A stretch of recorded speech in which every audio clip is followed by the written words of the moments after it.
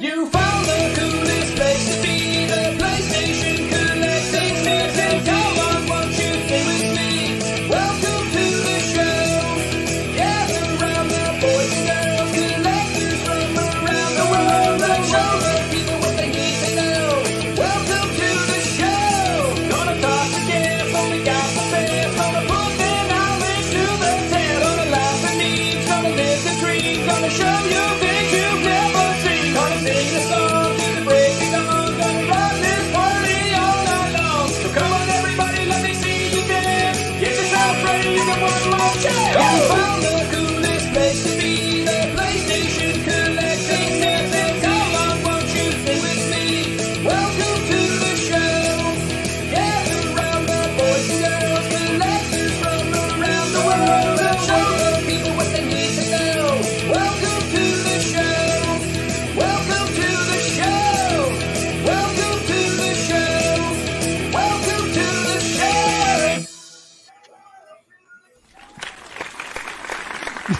Hey, what's going on? Got a little feedback going on. Welcome to the show, everybody. My name is Joe Rad. It's the PlayStation Collectors Podcast. We're on season 3, episode 32, which is absolutely insane to me. And joining us again this evening as a co-host is Radical Reggie. How's it going, brother? It's going good. I hear an echo, so I'm trying to fix that real fast. Okay, so you got some echo coming through. That's all right.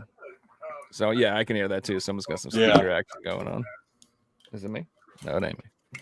It's all good. But anyway, our special guest this evening joining us from the N Squared podcast is Mr. Nerdy Nick himself. Thanks for joining us. Hey guys, how's it going, man? It's going awesome, dude. Thanks for joining. Happy to Oh have yeah, you. happy to be here. Really excited. Yep. Hold on, I'm gonna mute Reggie for a minute while he fixes that. There we go.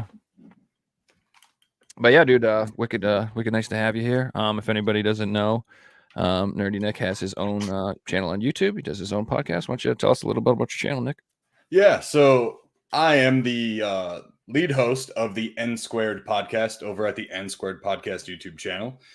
We talk about all things video games, pro wrestling, movies, comic books, and whatever just tickles our fancy. We go live every Monday night at 6:30 p.m. Arizona time. I say Arizona time because we don't actually partake in the daylight savings time stuff.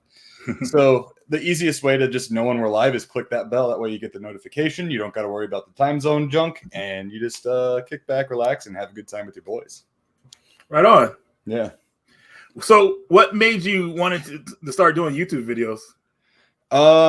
Gosh, I started almost 9 years ago, way back, and way back then it was totally different. It was The Daily Dude, and it was just like a late night talk show kind of thing. You know, I did it in my garage at the time, and you know, I just kind of I always felt like I just wanted to entertain people. You know, I wanted to find a way to get people smiling and just having a good time outside of work and this and that, because I know I needed it for myself too.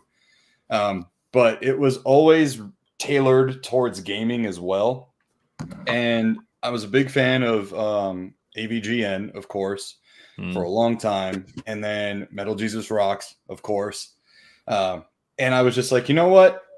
I really just want to get rid of all the other excess stuff and just focus on gaming and be like the guys that I watch, you know. And, you know, not saying they're old, but I mean, hey, it's called a spade a spade. Metal Jesus got some gray hair going on. I thought, you know what? I'm of the newer, younger generation. I've got different gaming experiences. I've got games that came out during my time that I really like that maybe they didn't like. So I wanted to kind of like spread a light, you know, shine a light on those kinds of things. I know, like, for example, I actually really like Twisted Metal 3. You know, a lot of people don't, but Yes, I love it. You like 3? Oh man, I love 3. I love gotta disagree with you. Yeah, but you know, that was the one that I was first allowed to play, or like first, you know, played. You know, 1 and 2 came out just a little bit before my parents were like, okay, you can play this kind of game, you know. So Oh, I could see that for sure. Yeah, game you is know. clearly not appropriate for kids. Especially like running over the civilians and stuff, you know. Like I love that, dude. That's like my Yeah. favorite part, the little screams. And but the stories in that game are messed up. Like, Yeah. They are, Black yep. stories are really messed you up. know? Yeah, pretty much. 100%. Yeah. So But, have you watched? Oh, go ahead. I was going to ask you, have you watched the TV show yet? I've watched it twice. Okay, I think I asked you this maybe before, but I wasn't sure. Okay. Yeah. No, I really liked the show. At first, I was a little apprehensive. I was like, I want the tournament, but where the show leads to, it got me super excited for what's to come. You know, Right. and Samoa Joe as Sweet Tooth and Will Arnett doing the voice was just perfect. Yeah. There was like one time you could tell, you know, Samoa Joe wasn't talking, but other than that, you know, like you just get immersed in that world, and it's so crazy and zany. It's literally what you would expect out of a Twisted Metal show. That's pre-tournament. Right. Yeah. Yeah, I really like the vibe of that show. Like it's a fun show. And I don't know, I just don't feel like we get a lot of just fun shows like that where it doesn't take itself seriously and it's kind of goofy and it's just trying to be kind of entertaining and silly and but still good, you know. But like I really enjoy the like the self-awareness the show has in a way. Kind of like a fourth wall type deal. Yeah, and like I feel like they're actually like, what would a show be? What kind of show would, like, it's like a throwback almost to, like, you know, because for the audience is obviously going to be a little older for that, you know, the people who want to watch Twisted Metal show. So they tried to almost give it like an older show vibe, I feel. Well, where it has some like edgy humor and it's kind of crude and, you know. And in the show too, the world ended in the 90s. So the 90s is like the last bit of like entertainment that they all know and still remember. Yeah. So that was really cool to see. But yeah, that's pretty much what we do over at the channel. You know, aside from the podcast, I do weekly uploads now talking about different topics, whether it be, you know, hidden gems, you know, like Radical Reggie over there, just not as good yet. But the hidden gems or like what games are tickling my fancy, you know. Right now I'm getting together a video. We'll do a little sneak peek here with you guys here. So my next video that's going to be up tomorrow, fingers crossed, is a starter PS1 collection for $100, and that's including the console. So console and 5 games with at $100. So nice. That'd be fun. Yeah.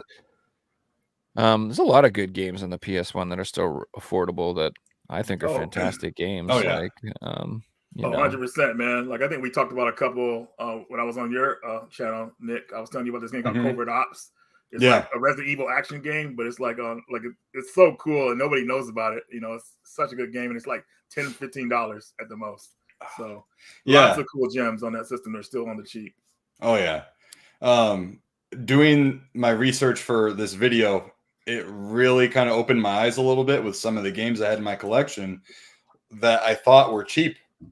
And I started looking things up and I'm like, I bought this for $5 and now it's $50. What the hell? It used to be. Yeah. And it's funny. Some of the stickers I got on them too, they're like, you know, from like 2015 or whatever, you know, like Tiny Tank. I got that for like $4.50. And you look it up right now and it's like $20. You're like, dang. Okay. Yeah. It's like, no matter what you do with a game today, if you buy a game, it's like it becomes an investment because it jumps up in value. So it's kind of cool. Yeah. Yeah. One of the things, when I say cheap, when I say games are cheap on a PS1, all that means in the retro world, that means like you can get decent games for less than $50. That in my mind is cheap. Like, you know, like other systems, like a cheap Saturn game, like might be like a lot more. You know, like $75, you know? Yeah, right. Yeah. And then you get into like weird systems in Neo Geo and it starts to get skewed. But when I say cheap, I'm saying like you can still find like Cool Borders for $15, maybe NHL, you know, NFL Blitz or something. Yeah. Some versions of it for cheap. Like they're good games. Like you can, I don't know. Like I still feel like people sleep on racing games. I don't know why. I'm glad they're still relatively cheap. But like if you enjoy racing games, you eat well because there's lots of them and they're cheap and they're usually a decent amount of content in those games. So if you enjoy them, Right. Oh yeah. you got all the tracks unlocked, the cars to unlock. Some of them, Gran Turismo, customization. You go on for a long time, and they're pretty cheap. So, a lot of the later era PS1 games too that kind of flew under the people's radars because they were getting ready for the PS2 are actually really good as well. There's a game that I covered called C12 Final Resistance. Yes. That's a really fun game. Also, Roscoe McQueen Firefighter Extreme is another really fun game. And those are both, I think, like $10 each right now, like complete in box. Okay. So a lot of later stage, PlayStation 1 games that are still like, I was surprised when I put my video out. I had so many people going, I have never heard of Tiny Tank before. I have never heard of C12 before. And these are games from like 99 to 2002. So I'm like, well, it kind of makes sense, Everyone's paying attention to the PS2 drop or the Dreamcast at the time. Yeah, I've always like I said, I'm obviously a fanboy. I'm obviously a Sony pony or whatever. But like I always say, like when people talk about the game libraries, I'm like PS1 is deep. It is deep. There is so many good games on it, and like I said, like when you compare them to the other consoles at the time, like they're good consoles, but the library does not compete. Like the N64 doesn't. I'm sorry, like it doesn't. It's got a lot of great games, but there's just a small number. I'm just talking about sheer numbers. I'm not talking quality or whatever. I'm talking about the sheer volume of the library. Yeah, that's why the PS1 like it's just insane. If you remember, Joe, like during that era, like a lot of developers were very creative, and they were able to like create their ideas that they wanted for those systems. PS1, PS2, even I would say somewhat to the PS3. You had a lot of creative ideas for what get out for games and everything like that. They weren't like how it is today, where everybody's trying to play it safe and do the same formula over and over again. They're not being creative. Back then, it was so much creativity. It was just an amazing time for games. I mean, to me, that'll always be the golden era of video games, the PS1 through the PS2. So many great games for those systems, and now being able to go back and play those games on like in better quality, like if you play not just emulators, but like with those devices, you can kind of hook up to make the games look better or whatever like that on modern television. Upscaler. Thank you. It makes the experience even better. You know what I mean? Like some people are able to push those games to like a 720p, a 1080p. It's crazy. So yeah. And they look really nice, and you can get like the smoothing and like the geometry correction stuff going, and like it really does like make the games look like brand new experiences, and it breathes like a whole new life into them. You can do the same thing with PS2 games as well, and like I said, like oh my god, like upscaled PS2 games look so good. Like Burnout looks so good. I'm telling you, it looks like a PS3 game every time I play it. I'm like, this is insane. And it makes you want to try out old games again, like in a way that it's different. Like maybe not like old RPGs again, but like certain games, like you'll sit and having experiences again, like that. So definitely worth it. Somebody asked in the chat, video game votery, have you guys hit up Walmart yet? Speaking of the topic, speaking of Walmart, speaking of, holy cow. So if anybody hasn't heard yet, there was like it caught on fire on Facebook and Twitter, and everybody was just like, the word got out, and it was just a feeding frenzy of like chum in the water and sharks everywhere, getting all these games. I went down to my local Walmart and I went and said, "Yep, they're all sold out," and I went home. I don't know about you guys, but that was my experience. Usually, like when something like that happens, man, like within hours, that Walmart will be like empty for those games because someone will go buy them all up or whatever. So my local Walmart, I don't even bother. I'm like, yeah, I'm good.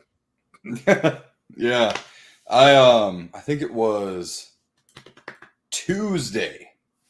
I went to about 4 different Walmarts because I'm kind of like right in the middle of all 4. So I hit one and then just kind of did a square and then got home, and I ended up getting 8 games for $50. Not bad, man. Yeah. Very awesome. And that was like the thing too with like the slim pickings or whatever. There was still a bunch that were left, There was like I want to say just a handful of SKUs that were just totally empty throughout like all of the Walmarts that I went to. But what I found is weird is that I thought, with Walmart being like a corporation, right, that everything would be pretty universal across the board as far as like pricing goes. But each Walmart had different clearance prices for the same games. Like AEW Fight Forever would be $10 on the PS5 at one Walmart, and then at the other one it would be $37.88 or something. And they don't do price compare, I don't think, do they? Mm-mm. Yeah. Yeah. So I thought that was pretty interesting, but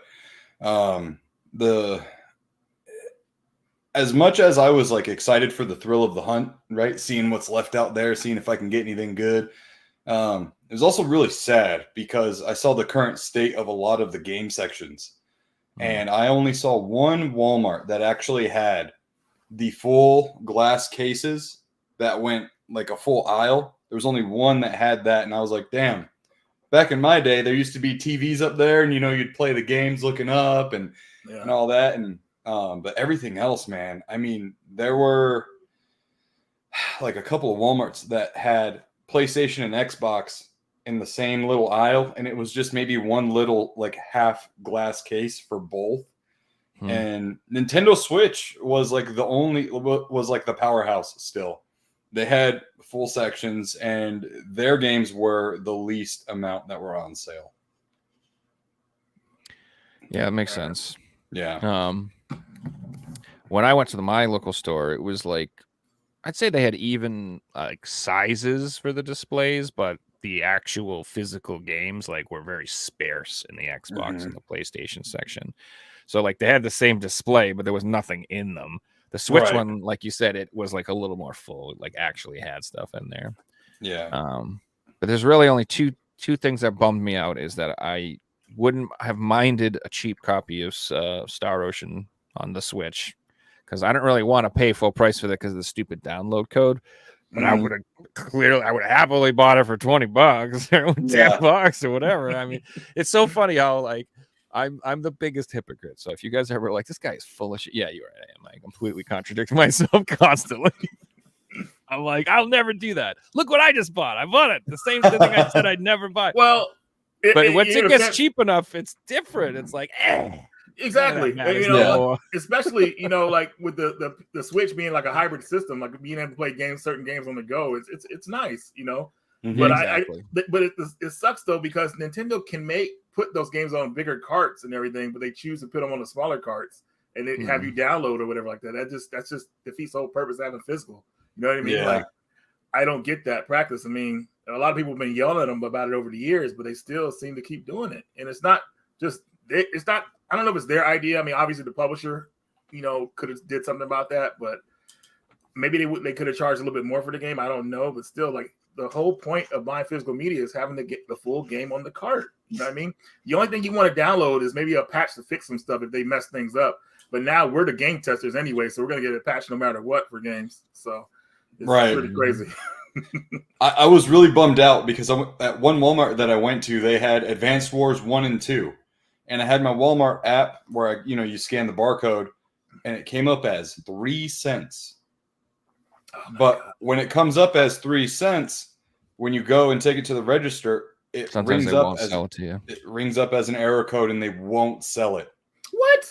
Yeah, I was like, please, just like change the price on it, put it to $1, and just let me buy it. And they're like, sorry, we can't.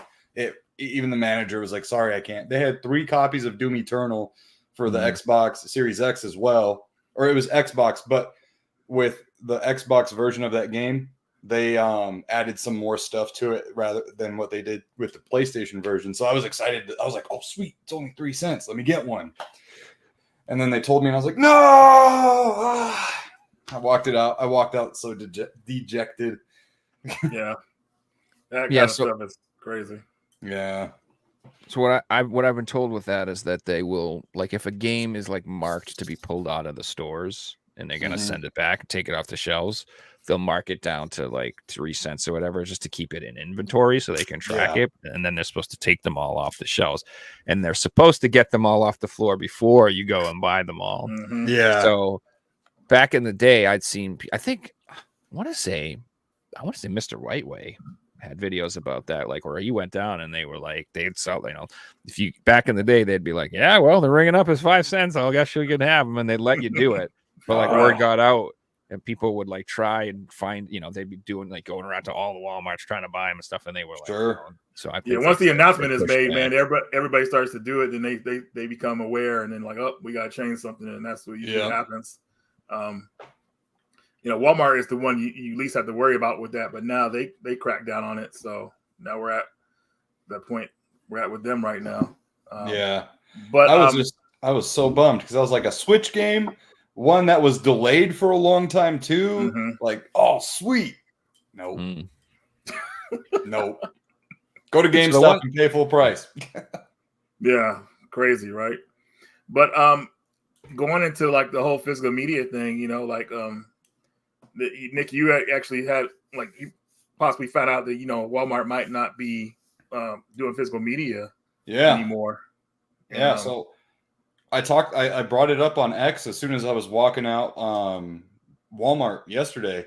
And people are, dragging me through the mud and the coals because of it. And they're saying, oh, don't believe this guy and whatever. But I was literally checking out. I went and bought 2 games, Tony Hawk Pro Skater 1 and 2. That was $5. And Nickelodeon All-Star Brawl or something like that.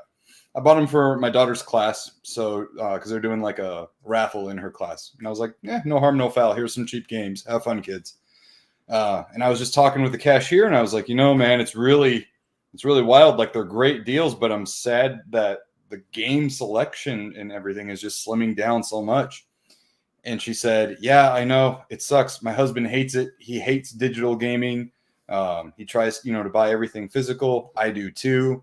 And I was like, do you know if like this is the beginning of the end for you guys or what's going on? And she said, yeah, actually, we're not supposed to say anything yet, but we're phasing out games and it will be done by the end of the year this year. And she goes, but it's looking like it's going to be sooner. We were only supposed to mark down Xbox games, but now we're marking down a lot of Switch and a lot of PlayStation 5 as well. I was like, so what are you guys going to do with the space then? And she goes, well, they're supposed to either expand the movies again or expand the books because there's all that right there. And she said it came to her as a surprise when she logged onto her portal, like when they clock in and stuff, and she saw the message there that they were getting ready to do that. And I remember back in December, we covered it on my podcast that Walmart was going to stop selling Xbox games. And that story matched with what she was saying, but then it became everything. So I don't know, man. I'm like, if that's the case, man, like the dominoes started with Best Buy. Yep. With the physical media aspect, not just games, but like all the movies and stuff. And then I would assume Walmart's probably the biggest retailer out of, like the superstores, right? You got like what, Target, Walmart. I don't know, it's probably just Target and Walmart. I don't know. Target, I think they're going to announce the same thing soon. But one thing I did want to point out is that I feel like so you remember back in the day when you could go to Funko Land and buy like every NES game for 10 cents? Yeah. And we all go, damn it. Right. Should have done that. That's how it is right now. I feel for Blu-rays and DVDs and movies. Right now, you can go out and buy. People are selling, 200 Blu-rays, $10. Just come and take them. Like huge collection. You can get amazing deals on physical media for movies. And once it's gone, those are going to skyrocket in price. I just know they will. And like you may laugh, but like not everything. It'll be like, like games are now. There's cheap games, there's expensive games. Not everything will be worth a ton of money, but that people will start going for those. So like if you have any interest at all in buying physical media in general, like I wouldn't sleep on DVDs and 4Ks and stuff right now. I'm just saying now is like people talk about games and stuff, but movies is now because you guys know, like they're gonna when streaming sucks, what you want isn't available. And then it like some TV shows, like they're like 4 seasons will be on one streaming network, season will be on another. It's so annoying. It's wicked annoying. And then also like as time goes on, like somebody mentioned in the chat too, they always have licenses issues with the songs or blah blah blah, or they have banned episodes, or they have all that. There's always bullshit where you can't get the exact full experience. And so like I'm just like, no, I'd rather pay a premium to have physical media. So at least I just own it, and it can be altered or edited or deleted or changed, or it's just so worth it to me. And I know to the younger crowd that having a room full of this might seem crazy, but we're gonna laugh last. I'm telling you. Yep, we're gonna laugh last. So it's funny because like my wife and I got her really into Dragon Ball Z, so we've been chewing through DBZ, and we're watching it on Hulu because it's DBZ Kai, right? And it went through an episode where like Vegeta became Super Saiyan, the androids came down, and all this and that. And I was like, they just cut out like 10 minutes of dialogue here. What the, and I had to go onto YouTube and show her like, this is how the episode actually was. But that's the thing is like with streaming and stuff, like they can just pick and choose what they want to take out and so on. I showed her Blazing Saddles as well. I don't know if you guys have seen that movie. There's a warning in the beginning of the movie now. Yeah. And when I saw that warning, I was like, are they going to edit stuff out? Oh man. But they totally could at any certain point in time. They totally could. But they probably just have to edit out the whole movie in that case. Yeah. Well, as soon as somebody gets offended by something these days, like they cater to them usually, and it sucks because they're scared of pushback. Like stuff is like out, and just because it doesn't like it doesn't like click with people now doesn't mean you have to edit it. I mean, that's just the way it was. Yeah. But a lot of these companies are scared of losing money, and they want to cater to everybody, which is damn near impossible. So that's what usually happens. So that's why physical media is always the way to go with stuff. And you talking about Dragon Ball Kai. Dragon Ball Kai was always.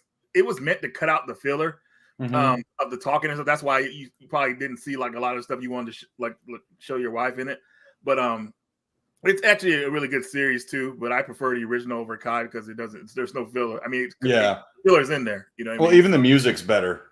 Yeah, I agree. So, well, the original's great if you can watch it and you own it. Like I remember watching it on TV, and I just did not enjoy that shit, man. I'd be like. Watch a 20-minute episode. I'm like, nothing happened at all. Yeah. Literally nothing. They just talking. Up. Yeah, like Frieza and Goku just talking over. What happened? They were just like, Well, here's the thing in Japan though. In Japan, when those shows were coming out, I think they got 2 episodes a week. So they were. I guess that's kind of doable with the filler or whatever. Like you got 2 episodes, you have to wait a whole week for just one. So that was good. Well, but, we would get a 10-minute recap at the beginning, and then like a 10 minutes of an episode. Last time on Dragon Ball Z. I know. I'm like, this is everything I just watched. Just keep like I know. Just show me the new shit.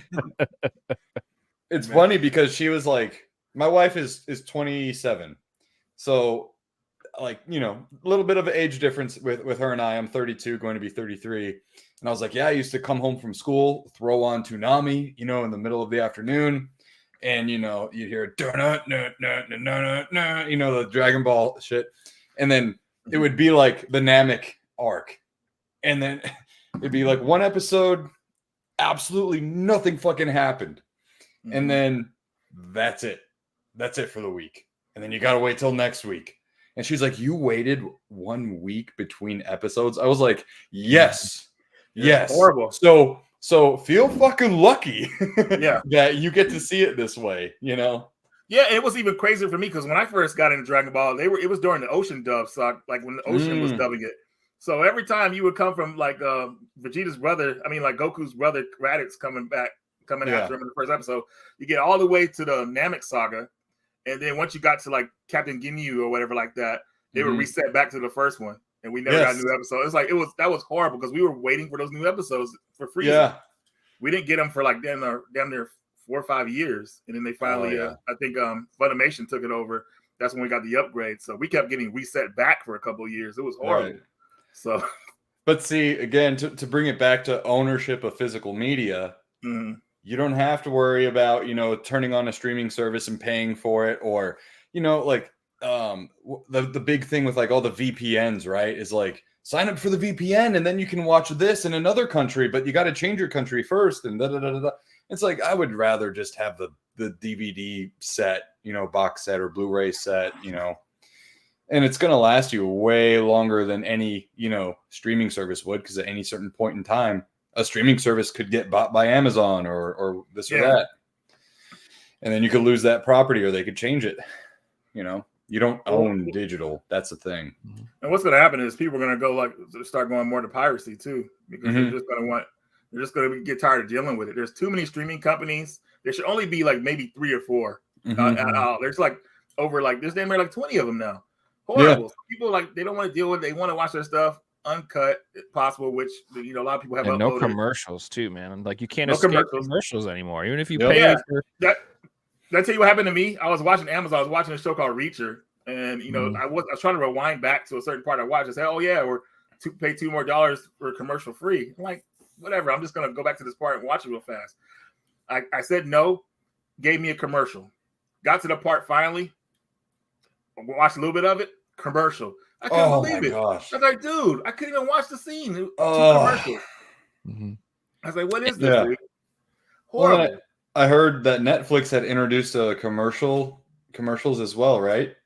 Am I wrong in that, or? I think they have. Not wrong at all. They actually they stopped doing the free trial thing because I guess they were mad at people for taking advantage of that for so long. So no more free trial. I tried to get a free trial. Like, nope, you got to pay for this service, and it's way more expensive. And I was like, you know what, dude? I just rather just download it somewhere because I'm just tired of it. Yeah, I did notice that there's commercials in Amazon Prime, and I'm like, I pay for this already. Like, what are you doing, man? It's ridiculous. Yeah, streaming commercials suck because it's like the same flipping thing.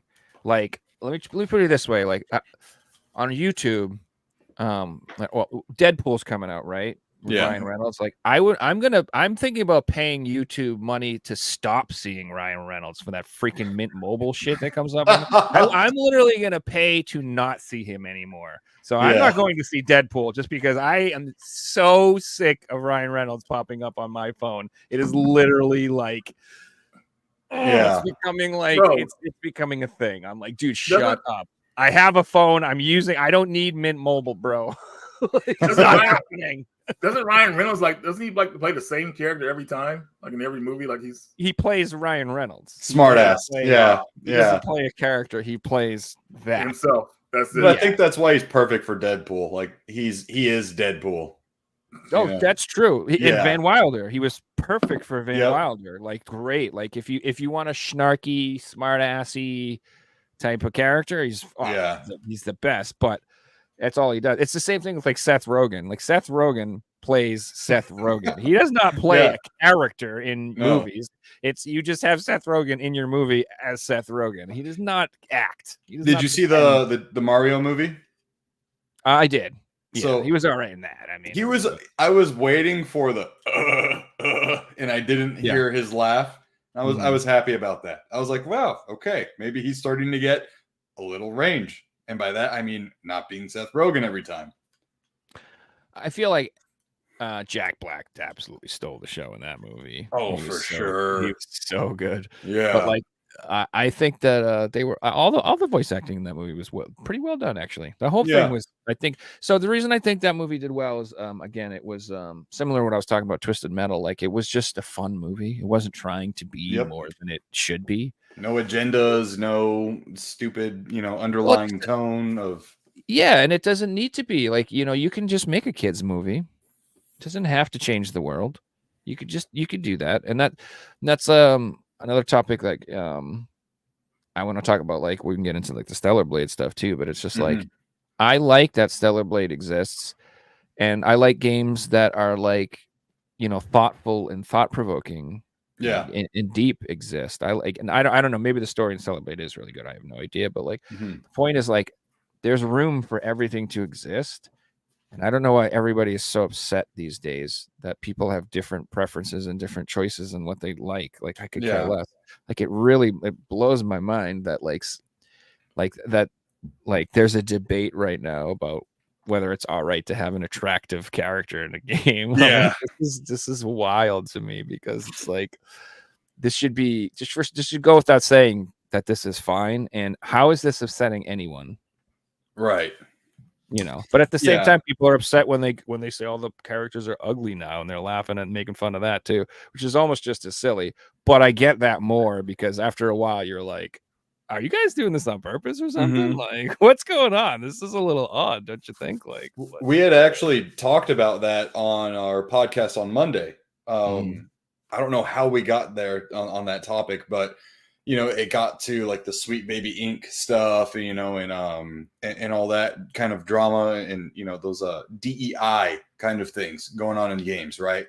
The diversity, inclusion stuff. And I was like, are they trying to tell attractive women that you can't be attractive? No one wants you to be attractive. We want all these chicks who look like they ran into a wall. You know what I mean?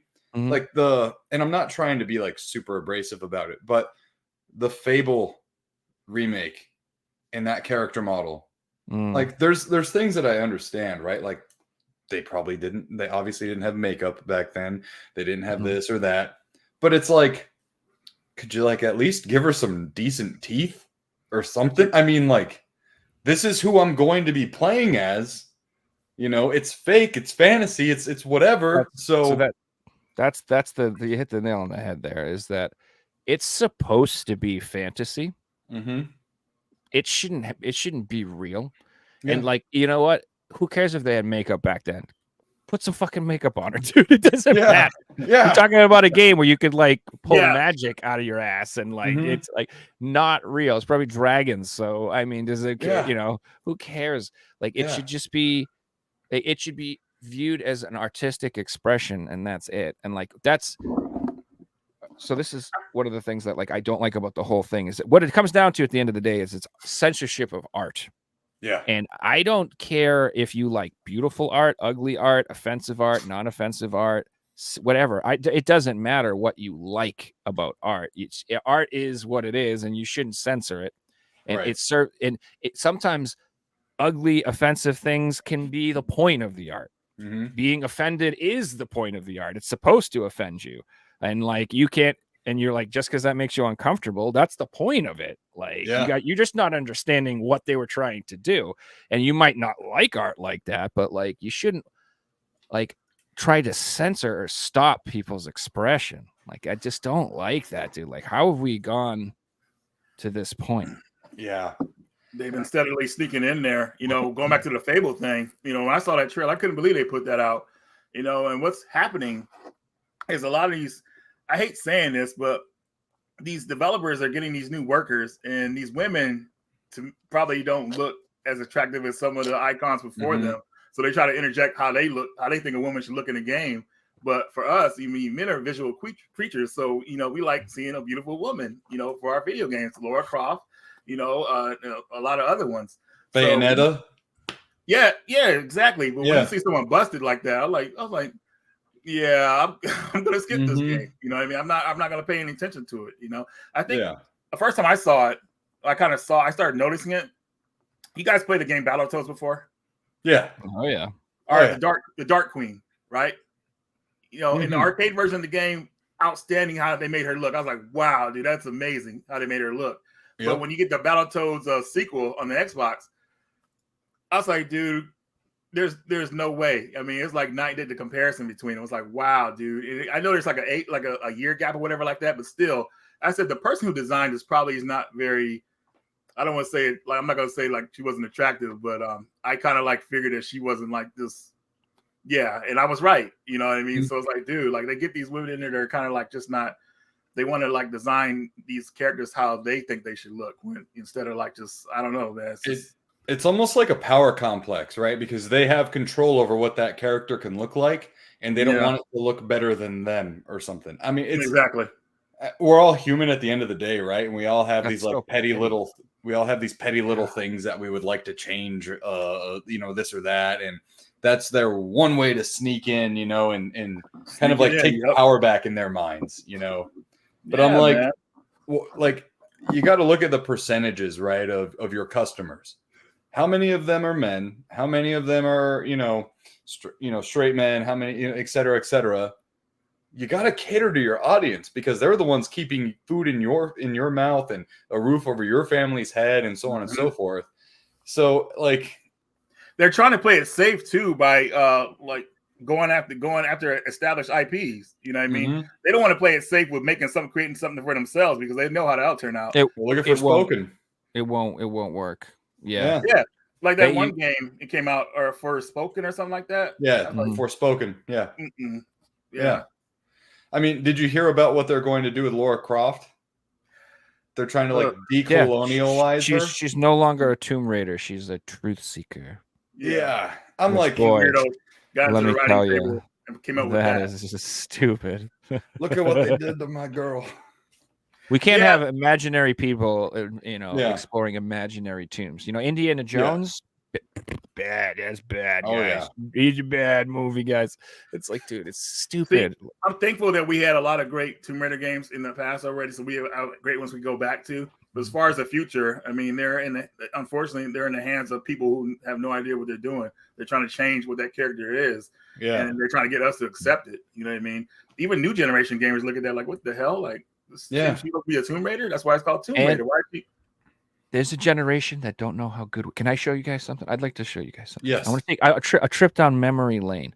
I want to show you guys how it used to be, the good old days, how things were, how good we had it, how good we ate back in the day. This is what we got when we were kids. Oh, 2005. Yeah. Lara Croft swimsuit special edition. There you go. This is how we got games, and this is how we got marketed games. 2005. This is like 20 years ago. And now 20 years later, we're a bunch of prudes. We're a bunch of freaking losers. We're a bunch of like, oh my god, ooh, boobies. And you know what's also insane to me? How the same exact people who say that it's bad that we like attractive females are the same people who say that OnlyFans is empowering and like a good thing for women. There you go. Same people. There you go. They talk out both sides of their mouth. They say that men shouldn't objectify women, but also Miley Cyrus getting up on stage and having sex with a bear or something is like awesome. Good for her. Madonna acting like a fool on stage is like a good thing. But if you're like a guy and you go, hey, I like what this person's doing. Hey, they're like, how dare you creep? It's like the ladies at the gym who film themselves scantily clad for millions of people to watch on the internet and then pretend to get mad when someone at the gym looks at their bum. I'm like, you're filming your ass to put on the internet for 1 million people to see. You can't have it both ways, guys. Yeah. Like, what is I mean, I'll tell you this, every day in the gym, I always mind my business either which way, but Joyce in this artwork, guys. There you go. Wow. Jeez. What game is that Tomb Raider or what game is that one? I don't know. These pages are really stuck together for some reason. It's hard to. I think I know the artist. Artist seems like he was the guy who drew Spawn. Todd McFarlane? Not McFarlane, Greg something. I can't remember his last name, but he was the guy who started drawing Spawn after McFarlane left. I wonder if that's for Fear Effect or something. God, you figured I would know? I have no idea. That might be for Fear Effect actually too. That's another game.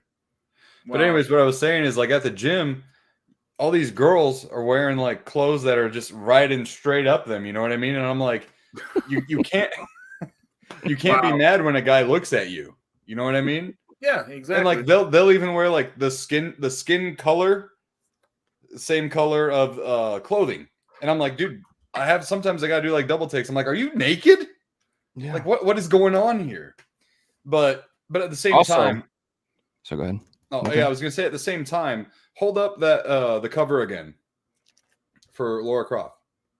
Okay, so at the very same time, women nowadays that are in part of these like Sweet Baby Inks and this and that, they'll say that's unrealistic of a beauty standard and blah blah blah blah. Bullshit. My wife looked like that right before she got pregnant, and ain't no surgeries happening. Just hard work, dedication in the gym, proper diet, etc., etc. They're just too lazy. They're just too insecure. They don't want to put in the work. You know, I was actually going to mention, Nick. Your muscles are intimidating me. Could you go ahead and get rid of those? Ain't no way, boy. You're This ain't setting no an gun-free zone.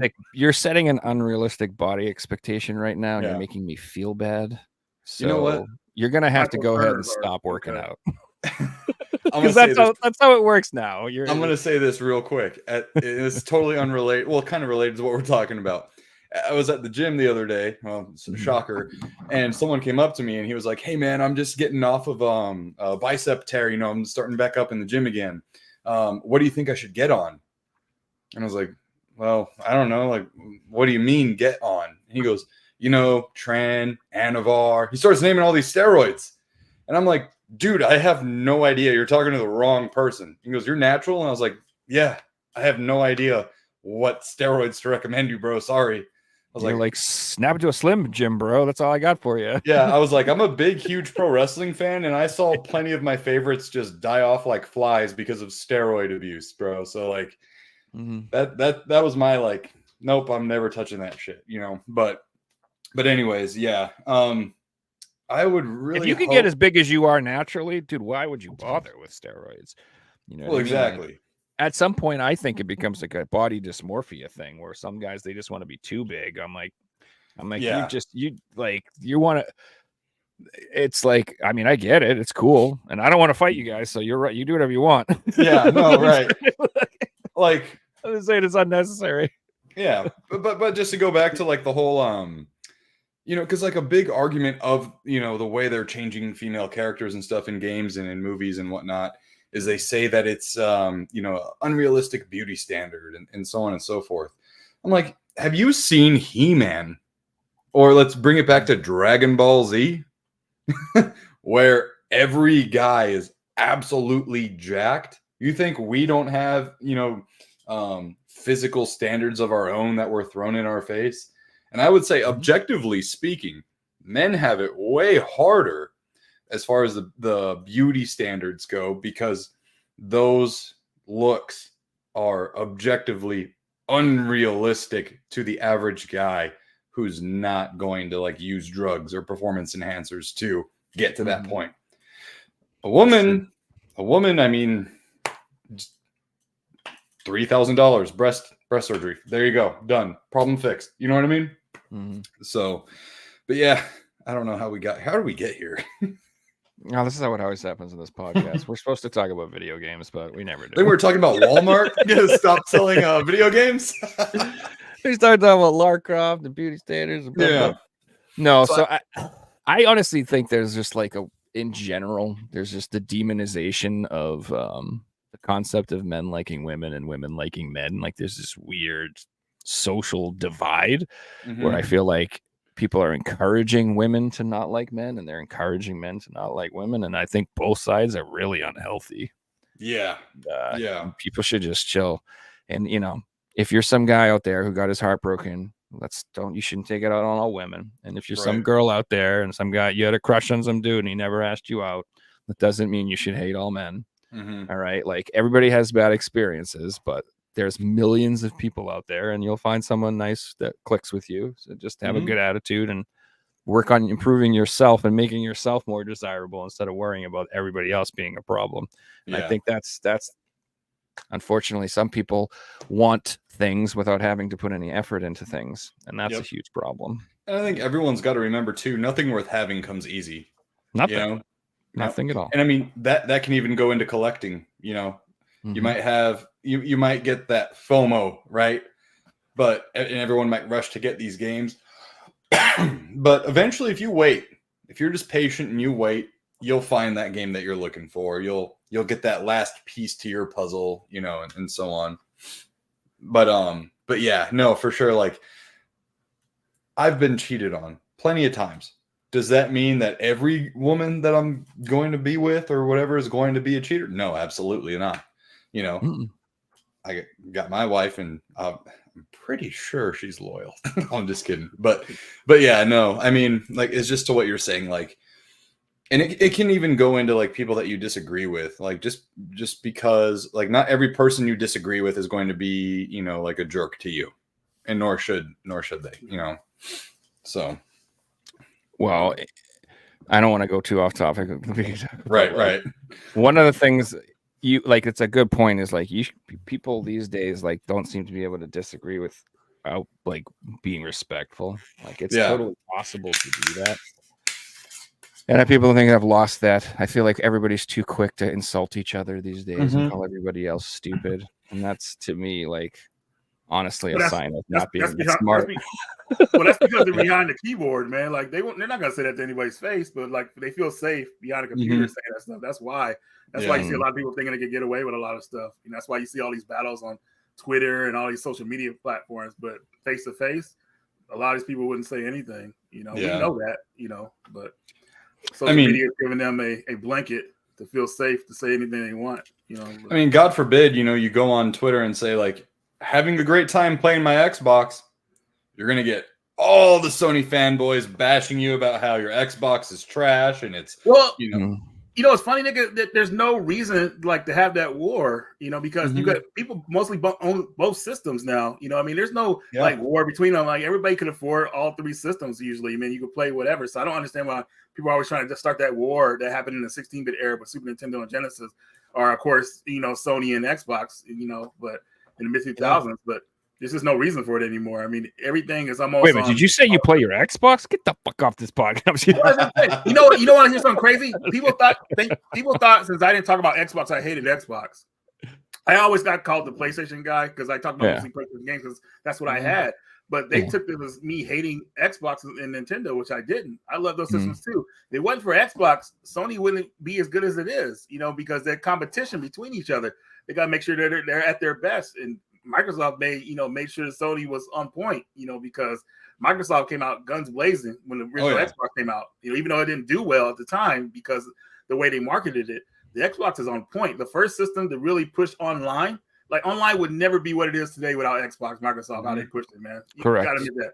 Never would have been that way. Sony had this way of approaching online where it was just horrible, dude. Like it was just a chore. But Xbox made it fun and friendly. The Halo Wars people had, all that good stuff. So Microsoft is a great company, and I love them just as much as Sony. But a lot of people won't believe me for that. But they always say, "Oh no, you're a PlayStation guy." I'm like, oh, okay, whatever. But Microsoft, I did want to bring this up though. It's kind of sad to see Microsoft going the third party route. You know what I mean? But I guess it's that's just the way it's going right now, with games becoming like more of a subscription service now. They're trying to push the subscription service for everybody. Yeah. And we're not all about that.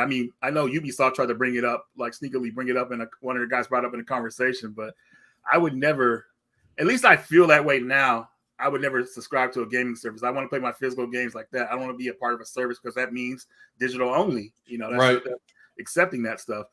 And going the whole digital era, man, it kind of like made me really nervous when I saw the PlayStation 5 announcement, when they announced the PlayStation 5 physical with the non-physical system, the digital system. I was like, whoa, no, what's going on here?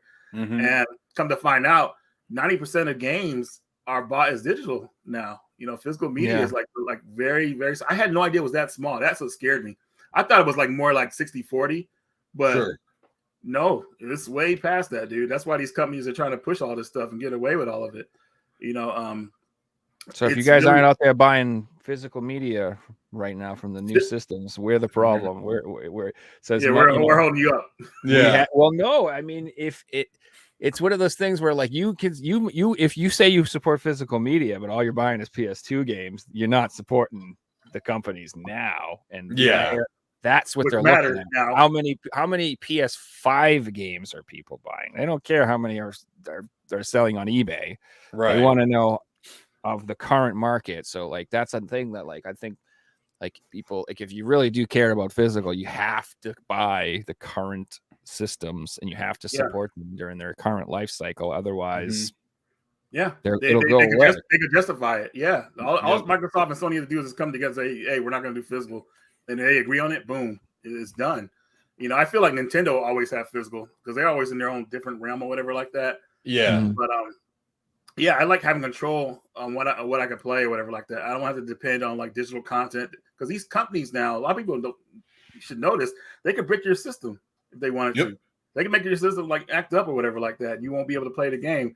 Now I know everybody's system's mostly online, but you can like play offline or whatever like that. But still, I like having control over what I'm playing. I don't want anybody like really spying on me because this may be like a conspiracy theory in a way, but I feel like these companies they're using the achievement and trophy system to spy on how you play your games, which is it's definitely true. Mm-hmm. It's true, and they use that data, man, and it's like they use it against us. You know what I mean? In a way, not in the I don't want to say a nefarious way, but it's just like it's a way to control us, and everything like that, how we play our games or whatever like that. So it's just crazy that, we have companies spying on us now, like trying to gather our data, how we play these games, where it wasn't like that before. PS2 era, PS1 era, we were off the grid, we were good to go. But now they can see everything you're doing, and it feels weird. You know what I'm saying? Like, yeah. Well, now you're getting advertisements on your dashboard when you turn on. I got one today. I was like, get this out of here. Like, I don't care about trading for PS. Like, it was some weird advertisement about trading. I'm like, what? Yeah. Yep. Terrible. Yep. So, sorry, I didn't mean to go off on a tangent there. That just came to mind. No, man. It's cool. I mean, it ties it back into the main topic at hand of these stores ending physical media sales. Yeah. With movies and games and stuff. So, for instance, on the PS5, Helldivers 2, I held off on getting that game because I didn't see any store selling it. I know it's an online service game. I know it's online only, but I still wanted a physical copy of it because the artwork looks great, and I'm a physical collector myself. I think I've bought one digital AAA title, and it was like Call of Duty Vanguard, but that was when I had just the Xbox Series S during the COVID time. I could not get my hands on an X or a PS5, so I just settled with the Xbox Series S at the time, and that was the only game I ever bought for it. But I came across one copy of Helldivers 2 at Target, and I bought it, and I was like, all right, cool. Now I'll play the game, join the fight, spread democracy throughout the galaxy. But yeah, like you gotta support physical media. I feel like we probably sound like old men yelling at the clouds saying this over and over. I hate and saying over that too. again. Yeah, I kind of feel that way too when it comes to it, but I think what's going on, Nick, is that a lot of, and I said this before. I said it on Jason's channel that the newer generation wasn't really like they weren't really taught the value of their money, pretty much. So like buying something that you own it or whatever like that. Nowadays, they come up with all these services where you can play a game on anything. Like you play it on your phone, you play it on your on whatever device, and they don't really understand the value of physical media. They never taught, and they don't at this point. Obviously, they don't even care. So that's why a lot of these companies were able to capitalize on that, and and I mean, basically 90% to 10. I mean, they're winning. It's crazy. So real quick, I just want to give a shout out to everyone in the chat who's been chatting along and everything. We got Jeffrey Wittenhagen here. Jeffrey's there. That's what. On, man. Yep. So we got Jeffrey Wittenhagen here from Premium Edition Games, as well as Tristan from Premium Edition Games. Okay. They're killing it lately. Speaking of physical media, man, they're keeping it alive. Yeah, I did their panel at Game On Expo this past March, and we were talking about the importance of physical media and physical games, and honestly, this isn't a plug for them or anything, but no, plug them, Mike. You should. They're a good company, but no. But they do physical media right. You know what I mean? Like when you buy a game from them, it's all on the cart for like the Nintendo Switch, right? There's no downloads, there's no this, there's no that. It's all there. There's no day one patches. And that's something that really annoys me about modern day, gaming as well. It's like you download the game. So consoles nowadays are mostly just like PCs, right? It's like the old PC days where you get the disc, install it, and it's on the computer. It's the same way with the consoles now, but excuse me, you get all these patches and nerfs and this and that, and that's something that I don't like. And you can kind of go into like the whole spying thing as well, Reggie, with that is they can change your game on you on a fly nowadays. If your console's online, update. Yeah, if your console's online, that game is always ever changing. You know what I mean? And at any certain point in time, it can be yanked from you too. They could, like Avengers, Yeah, right? it's so good. Yeah, I was gonna say the Avengers game. It didn't do that great or anything, but it's delisted now. So if you ever wanted to play it, you guess what? You can't. If you ever wanted to get like the definitive edition of it, guess what? You can't. It's gone. You can't get it anymore. You know? Yeah. And another thing too, I remember like there was this game called Sea of Stars. They cut out some content with the completionists in there that they had like a side quest or whatever like that, you know, and you know, it wasn't optional. They said, nope, here's an update. We're taking this part out of it. You know, some people that are fans of him probably wanted that to stay in there. You know what I mean? So that stuff is pretty annoying. But just real fast, going back to premium edition games, what's cool about them is not only are they've done a lot of Switch stuff, but now they're dipping their toe in the PS4 and PS5 stuff, and also they're doing retro games on the Nintendo. They had this game called Bobby 6-7 that I played recently. Oh, here, Nick, you grabbing some stuff? Yeah, so yeah, just another plug for premium edition games. Love what you're doing, Jeff. You're still here. You're not at Disneyland, hopefully still, but yeah, man, just love what you're doing, man, and keep up the good work. Yeah, dude. Crimson Tower, I think it's called. Looks sick, dude. It's like So a real- vampire. I haven't even Survivor seen the new clone. games they put out. Like they talk Dude, about it looks doing yet. fire, man. Yeah, no, it looks really yeah. good. It looks So real- like you're gonna if you have epileptic seizures, it might not be the game for you. But if you like pretty explosions, it looks freaking awesome, dude. Yeah. Yeah, I gotta Look, it'll catch up. I still know gotta that. put out a video for them soon. Oh yeah.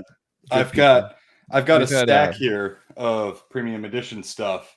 So this is like Yeah, Mighty that Fight game's fun. Federation, and this is the collector's edition.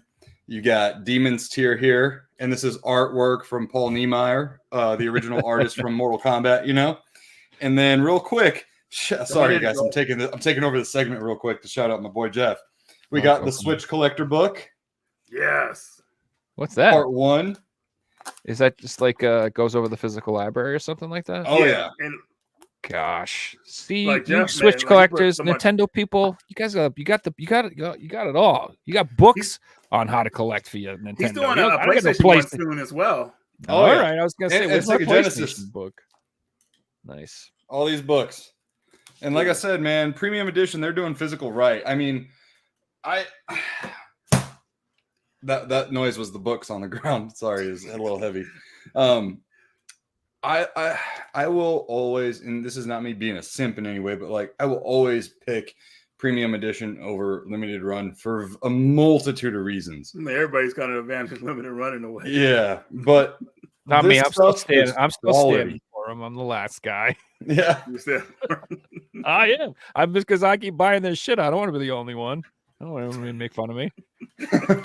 I bought one thing from limited run, and Douglas kept giving me the runaround on it, telling me it's shipping out now. It's shipping out now. You know, almost 2 years later, I finally got my product. And I forgot I ordered it. It was a Zombies Ate My Neighbors collector's thing. But no, yeah, like premium edition goes above and beyond. And like what I really love is their challenge card program. So are you familiar with that, like Reggie?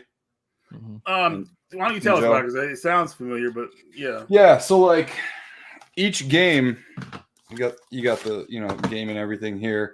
So each game comes with a challenge card, Okay. and each one has instructions on it and different challenges.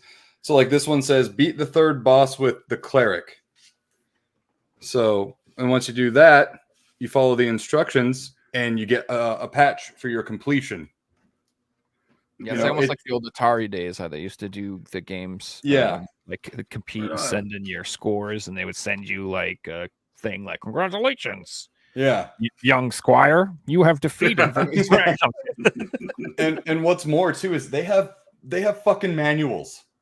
They have manuals in their games, man. Detailed ones too with that. Yes. I like. Sorry, I the- don't know. Can we love cuss the- on this? I didn't even ask, man. Yeah, it's No, $10. dude, you're not. for No, cuss. of course. Other than that, no, it's fine. Yeah. I like the I love the NES sleeves they make for their Oh, Switch yeah. type, too. You know what I that's- wish? Yeah, like dude, you come on, that's gonna hit. That hits Just me to right. go over this real fast, because we were at the Game On Expo recently. I wish that John Lester had got to make his game physical with premium edition games instead of first press games, because we would have had it out by now. Oh yeah. With Sidney Hunter. Yep. I think Curse of the we're Mayan. gonna- We're kind of going like maybe almost on 3 years that first press games Easily. hasn't got it out, and I'm like, what the heck, dude? Like, how could you guys Yeah. do that to your people? But they were so enamored with trying to get those IPs where you're making physical games and they can't even bring them out. Unfortunately, Premium Edition games would have had that game out already. We were playing it. Yep.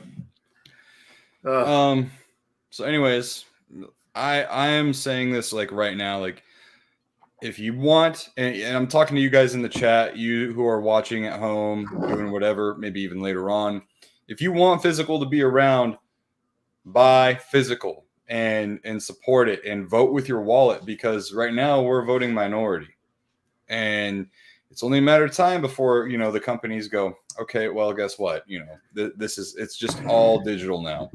I still don't think it'll happen for quite a while, if I'm being honest. You know, I think GameStop for sure will take advantage of the big box retailers ending physical sales, and GameStop, you know, and other places like that will be the ones. But we also don't want a monopoly on that shit either, because then they'll be able to dictate, you know, what games can sell for and so on and so forth. But vote with your wallet, you know, and that doesn't mean just like buying every single title that comes out just for, you know, buying sake.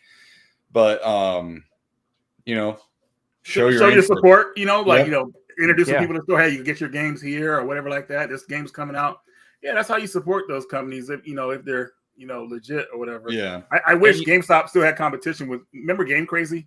Yeah, Hollywood Video. Yeah, I wish they were still around. Yep. They were great, but yeah. Yep. That's where I first played Def Jam Vendetta. Oh yeah? One of the kiosks in there. Yeah, yeah. The fatalities in that game is hilarious, man. The Subway one. I mean, that game has some crazy stuff. It is a true wrestling game too. Mm-hmm. So yeah, I think I told you that in the panel. Yeah. Yeah. I was like, it was supposed to be a WCW game. But yeah. What if you can, guys, still head to Walmart. They're still discounting games. I think they said they were going to be doing it for like the next 2 weeks. And they were going there'll be more. Yeah. If they're clearing out, same thing with Best Buy. You just want to, I check their websites every single day for deals. Right. Because sometimes all of a sudden something will just go on crazy sale and it sells out fast, guys. So you need to keep an eye out. I'm still Dragon Quest what was it? Monsters on the Switch. Oh yeah. Damn, that went on sale at Walmart for like $20, sold out before I even noticed. Dude, I was trying to get waiting on that game. The Final Fantasy Crisis Core for PS5. I mean, they keep calling out. Scalpers keeps buying it. Yeah. That's my thing. Yeah, I'm like, damn, they keep thinking like they could turn over for a super profit. I'm like, really? Like, come on, man. Yeah. I heard it's getting is it delisted? Something like that? Isn't the game getting delisted or something? It's not delisted. You know, it's still on there and everything. It's just that everybody wants it because the PS5 version of Remake had limited quantities, and that one's actually truly valuable now because people are keeping their copies or whatever. You see people trying to resell it for hundreds of dollars. But now they think the same thing with Crisis Core. They're trying to make it that way by making it hard to get, and then they can release it for whatever price they want. So it's just kind of lame, man. I just want to play the game, but I guess I'll just have to stick with my PSP version. I'll play that version. I'll be good. Fine.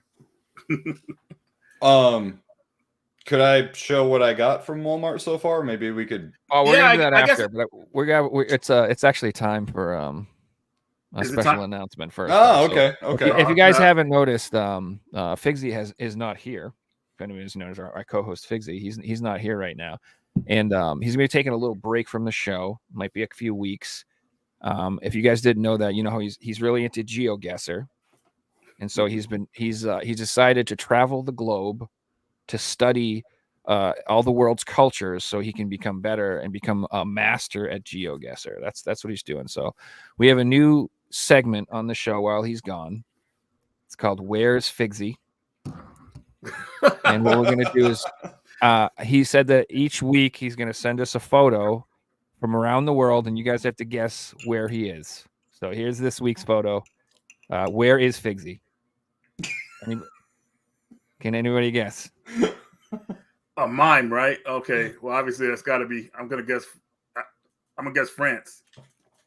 And it is France. Congratulations. Yep. That's right.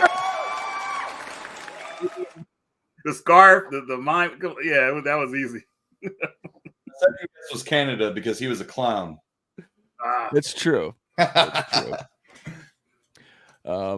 All right, but what it really is too is it's about that time on the show where we have a little quiz. So we're going to play Figsy's quiz, guys. I hope you're ready. Here we go.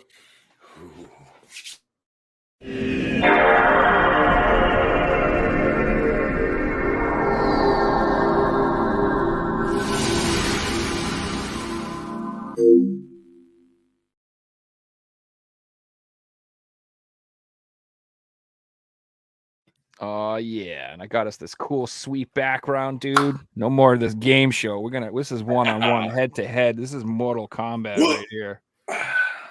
So you just bear with me a moment. I'm not as good at this as Figsy, so let me get the quiz ready. Let me get all the questions. As the guest, Nick, it's going to be you versus Reggie this week. There are no prizes. This is just for pure pride. Would you like to go first or second in our quiz this week? Well, Reggie's way more knowledgeable than me in a lot of stuff, so I'll go first. Sure. Well, these quizzes are good luck, sir, at that, and not you. Your knowledge might just be like a puzzle. You have to figure out what the hell a picture is, or knowledge don't mean much. All right. So, first question: which celebrity was once near the top 20 in the world in the highest score for Donkey Kong? Was it Madonna, Eminem, Mick Jagger, or Donald Trump? I'm going to say Eminem. And the answer is Yeah! Oh, that's man. right. Eminem was once near the top 20 in the highest scoring Donkey Kong games in the world. There we go. To be fair, though, he was hanging out with Billy Mitchell at the time, so I don't know if I believe him.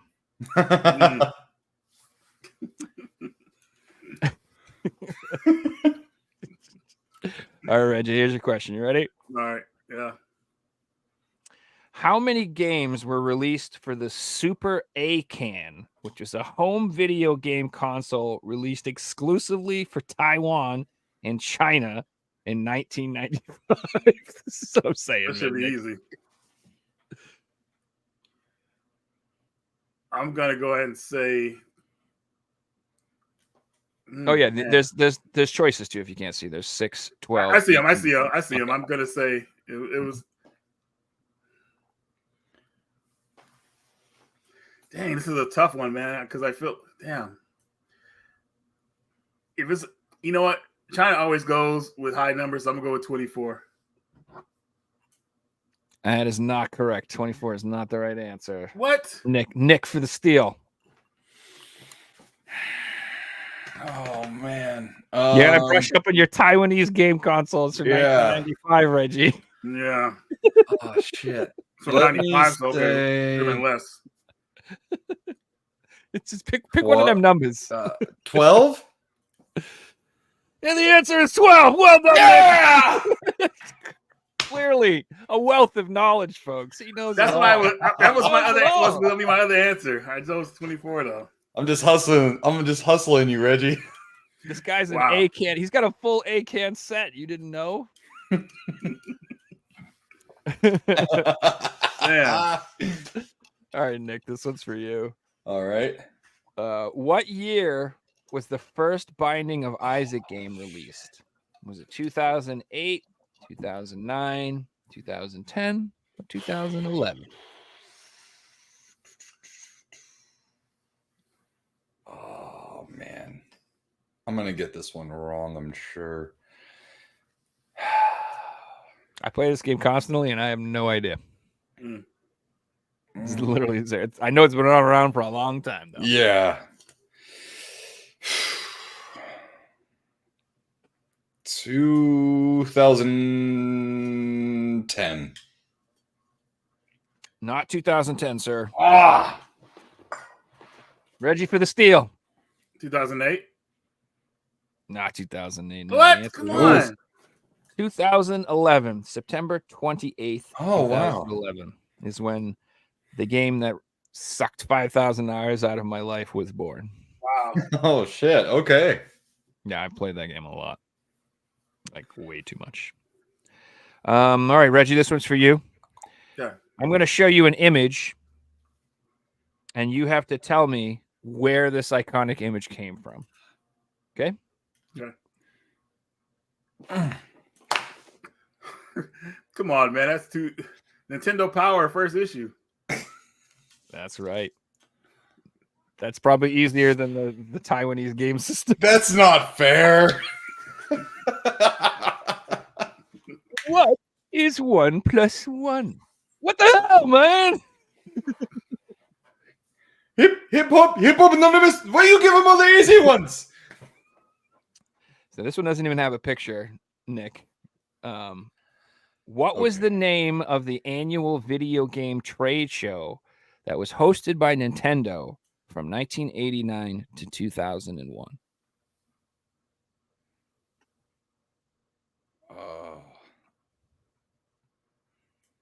For the record, I had never heard of this before in my life. Fucking crazy. This is much more fun reading the questions than being the one having to answer them, by the way. We all learned something. Nice. Can you say that one more time?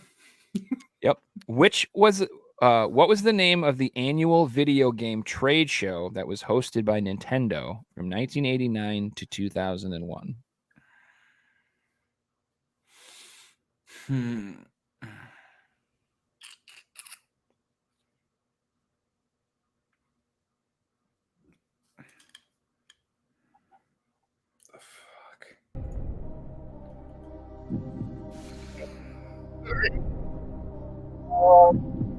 I will just say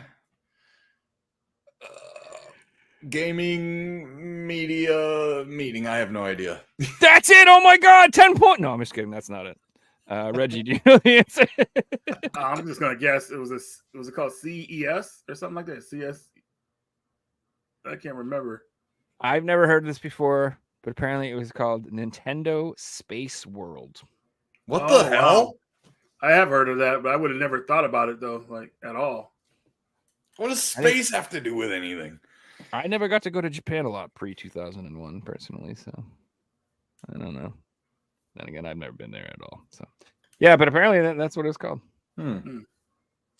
All right, so Reggie. Yes. This is you. Okay. Which music band are the main characters of this game? So what game is this band? This is a game based on a band. What's the name of the band? This looks like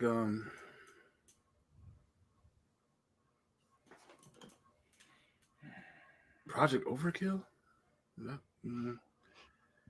I wouldn't be able to guess it, unfortunately. You gonna pass? Yeah, I'm gonna pass. Nick, this is all you. Nick, do you know the band that this game is based off of? I'm gonna say Gwar.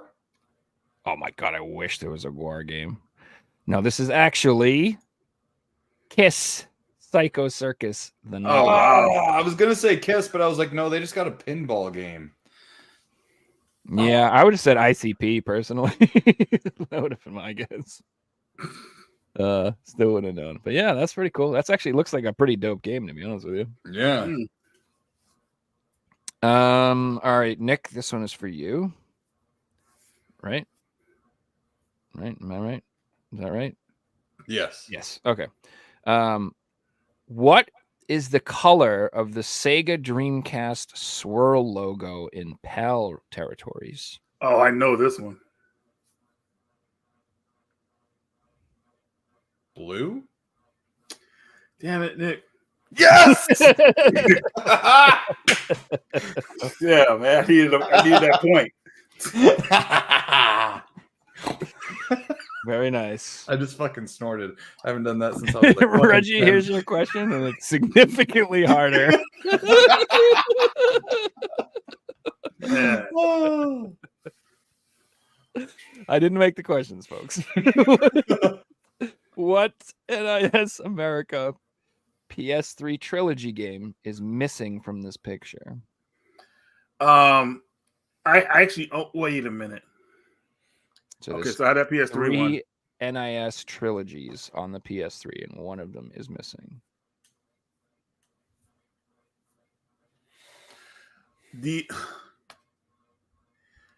It's the It's of the last 3 games, but it's Can I just mention what one of the games is called? Sure. Yeah, damn it, man. I own the game and I forget what it's called because they have these different weird like titles from there. It's Atelier. I can't even pronounce it. It's called.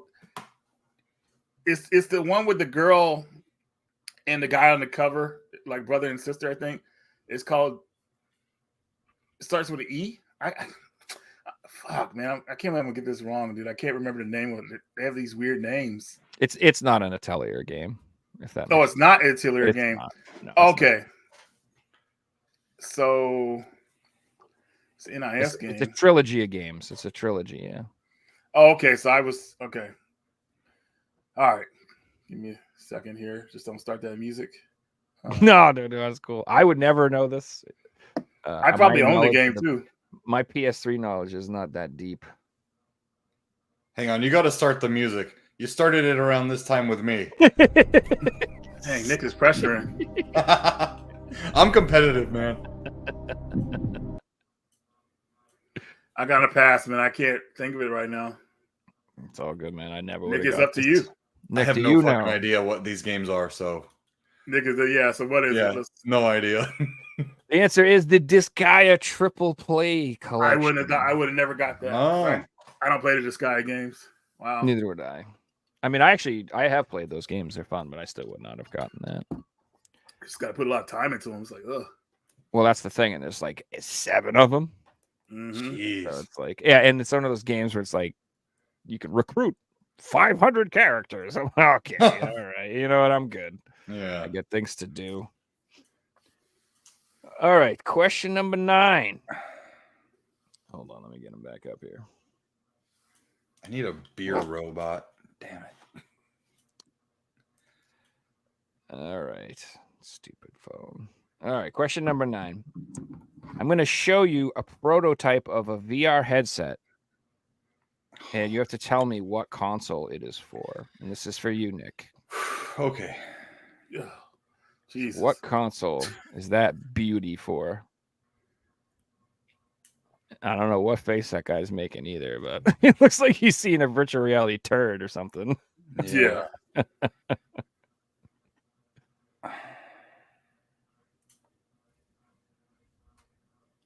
So this is a prototype VR headset for what console? This is a tough one, man, because not only is it like a random thing, it's a prototype. It's like not even something I don't think it came out. Atari Jaguar. Oh my god, this guy's amazing. Yes! Holy crap. He's running away with it, Reggie. I just went off the colors. That's impressive, actually smart. man. The colors, yeah, dude. Wow. Yeah. Holy shit. Well yes. Sorry if I'm peaking the volumes. I'm so excited. No, that's good. I've been there, dude. I got a Echo the Dolphin question right once. I was fucking broke. I flipped the table. I was like, "Oh, are you serious?" When you pull them out of your butt, that's the best. Yeah. Feeling. All right, Reggie. I'm going to show you an action figure, and you have to tell me what game it's from. So the name of the game's been removed. Ugh. There's a hint down there, at least. I'm gonna go with American McGee's Oz. That never came out. Nope. Oh, it had a Rockstar logo on it. It probably That's what I was was. trying to tell you. It's got a hint on it. Well, Nick's not gonna get this one, so I'll right, Nick. You're gonna pass it back over because now I know what it is. Manhunt. Oh, this guy. Oh my god. See, the thing that threw me off was the pig mask looked like a rat mask, you know. But the pig killer in that game is like one of the most infamous killers in that game, so I should have noticed that. But looked like a rat from how I'm looking. That'd be a cool piece to own. Actually, I would love to have that in my collection. Have you ever played that game? Awesome. I have it. It's but violent. I haven't actually played it, no. I don't think I've ever seen that figure ever. I've never seen it. They probably got banned. All right, question 11 for Nick. I am going to show you an Xbox limited edition controller. Mm. You have to tell me what game this is. It's kind of easy. Not gonna lie. Oh, Minecraft. Yeah, that's exactly what it is. Yeah. You know what? Reggie got like the super easy one as well. So, let's call it even. All right. Last question, Reggie. I hope I get this one. This boombox has a console built into it. Name that console. What? Where? I'll give you a hint. The cartridge slot is underneath the cassette thingy. It's on the bottom. Okay, it looks like it was built for a cartridge slot being that long. It's probably a Super Nintendo. It's not Super Nintendo. Of course. Nick? Start that timer. That's a cartridge slot? Yeah. Okay, well then I'll say Sega Genesis? And it is the Sega Genesis. Oh shit! Oh! Yes! Fuck it! This is the worst I've ever done on this show. I'm so disappointed. Dude, this is the I worst. want this thing really badly. I will look at that controller, dude. That is cool. What fire, region is this? Where did I it have launch? I have never seen this before. It It looks says like- it says Mega Drive, not Genesis. So So definitely Europe or Japan. Yeah, it's PAL. Yeah. Well, it's Japan because it looks like the instructions are in Japanese. Yeah, and let's just be real. Like everything cool that ever came out, it came out in Japan. So. Yeah. 100%. So the final score is that Nick wins. Yes. This is Congratulations, buddy. the worst I've ever done, man. I can't believe it. I can't believe Reggie. it, honestly. There was Yeah. an episode where me and the guest got 0 answers correct. Really? The whole quiz. Neither of us got one answer correct. The whole thing. It was so painful. It was so Yeah. painful, bro. So don't worry. I'm This putting is this on my resume. Yes, that's right. Yeah. So do you guys want to show off some pickups now? I didn't mean to interrupt you. Yeah, I guess it's time for what we got. some pickups. Yeah, definitely. Yeah. Who wants to go first? Reggie, you go ahead and go first. I'm gonna grab a beverage real quick, if you guys don't mind. Well, that's what I was gonna do. So, I'll go first. yeah. There you go. You guys go powder your nose and grab a refreshment, and then Okay. I'll keep Okay. everybody entertained. So I'll show off my David Hasselhoff SingStar again for the 10th time. No, I'm just kidding. This isn't a real game, but it is awesome. You guys are jealous, aren't you? You wish you had this in your collection. Not really. All right, so there was a bunch of sales this week on Woot. So we got some Woot sales here. So I got a ton of PS5 RPGs because there was just like a bunch on sale. So the first one I grabbed was the Caligula Effect 2. Yeah, I don't know much about this game. I know that there's the first one on PS4, and this one looks kind of interesting. I've heard mixed reviews. It kind of looks like a niche RPG. But yeah, it's an NIS game, and it was like on sale for $30. So I'm grabbing it. I'm pretty much going to try. I don't know if I'm going to grab every single RPG on the PS5, but I am going to try to grab the majority of them, I think, just because I'm having fun playing them on it. Speaking of that, I also picked up Fate Samurai Remnant. This is another JRPG. This is a Koei Tecmo game, though. It looks kind of interesting. It's like you're like a samurai, and it's like a cell shaded, like animated. It doesn't go for like a realistic look. It's kind of like a anime look. Graphics look amazing. It's all in Japanese. There's no English voice acting, which I actually really like that. I need any type of game that takes place in Japan. Like I only use Japanese voice acting anyway. So I don't know. It looks really good. I think this will kind of slipped under people's radars. I don't see a lot of people talking about this game, but I could see it being like kind of sought after in the future. Koei Tecmo games sometimes are pretty collectible. So. Speaking of that, I also got Monochrome Mobius. This is another RPG. This is kind of cool though, because this is it looks like it's a turn-based RPG. It's not an action RPG, which is kind of nice to see a throwback to the old turn-based style. And I don't know a ton about this series, but it says that this is a standalone entry in the oh dear lord, the Utawera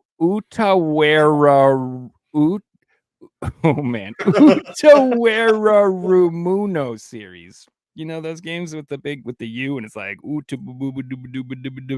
that's that game series. There's 3 of them on the PS4 as far as I know. They're like strategy RPGs, and I heard they're actually really good. What region does it take place in?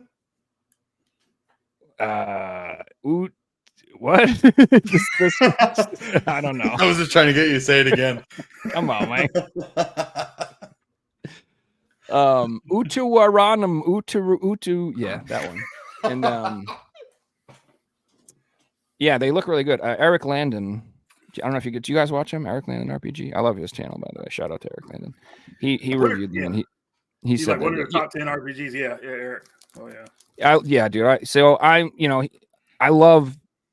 So like when I say I don't like go to people for reviews or whatever, like he's the type of guy I would go to a review. Like he's just like an RPG specialist. Like he's played every RPG under the sun. So I care what he thinks about RPGs. Like I care what he thinks. You know what I mean? Like I don't know. When someone has like a proven track record of like they've played 1 million games in that genre, I'm like, all right, I care about what you think.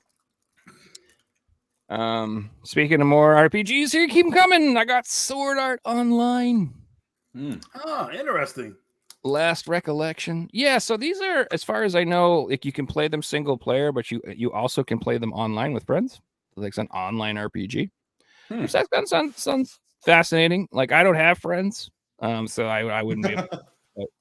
But, that's fun. And yeah, I'll be your friend. You want to play Sword Art with me, dude? Where do you get these games at? Because I obviously they're not sold at like big box retail. So right now all of these RPGs are on sale on Woot. Yeah, so Woot.com is Amazon's, like it was like another company that Amazon bought.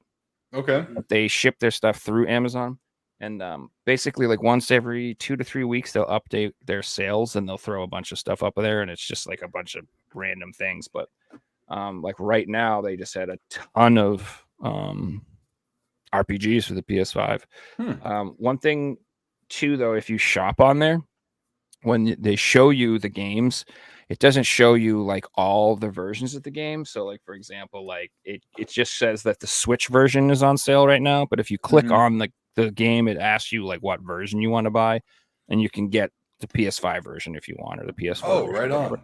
So so just check to see what versions they have for sale. So for example, here's one that we were talking about, Reggie, that I've been waiting forever for. This finally went on sale through Woot. Yeah. I remember it was like $40 or whatever, and I was like, I'm waiting. I wanted the PS5 specifically for the VR mode. VR, exactly. Yeah, this game looks like it would be pretty fun in VR.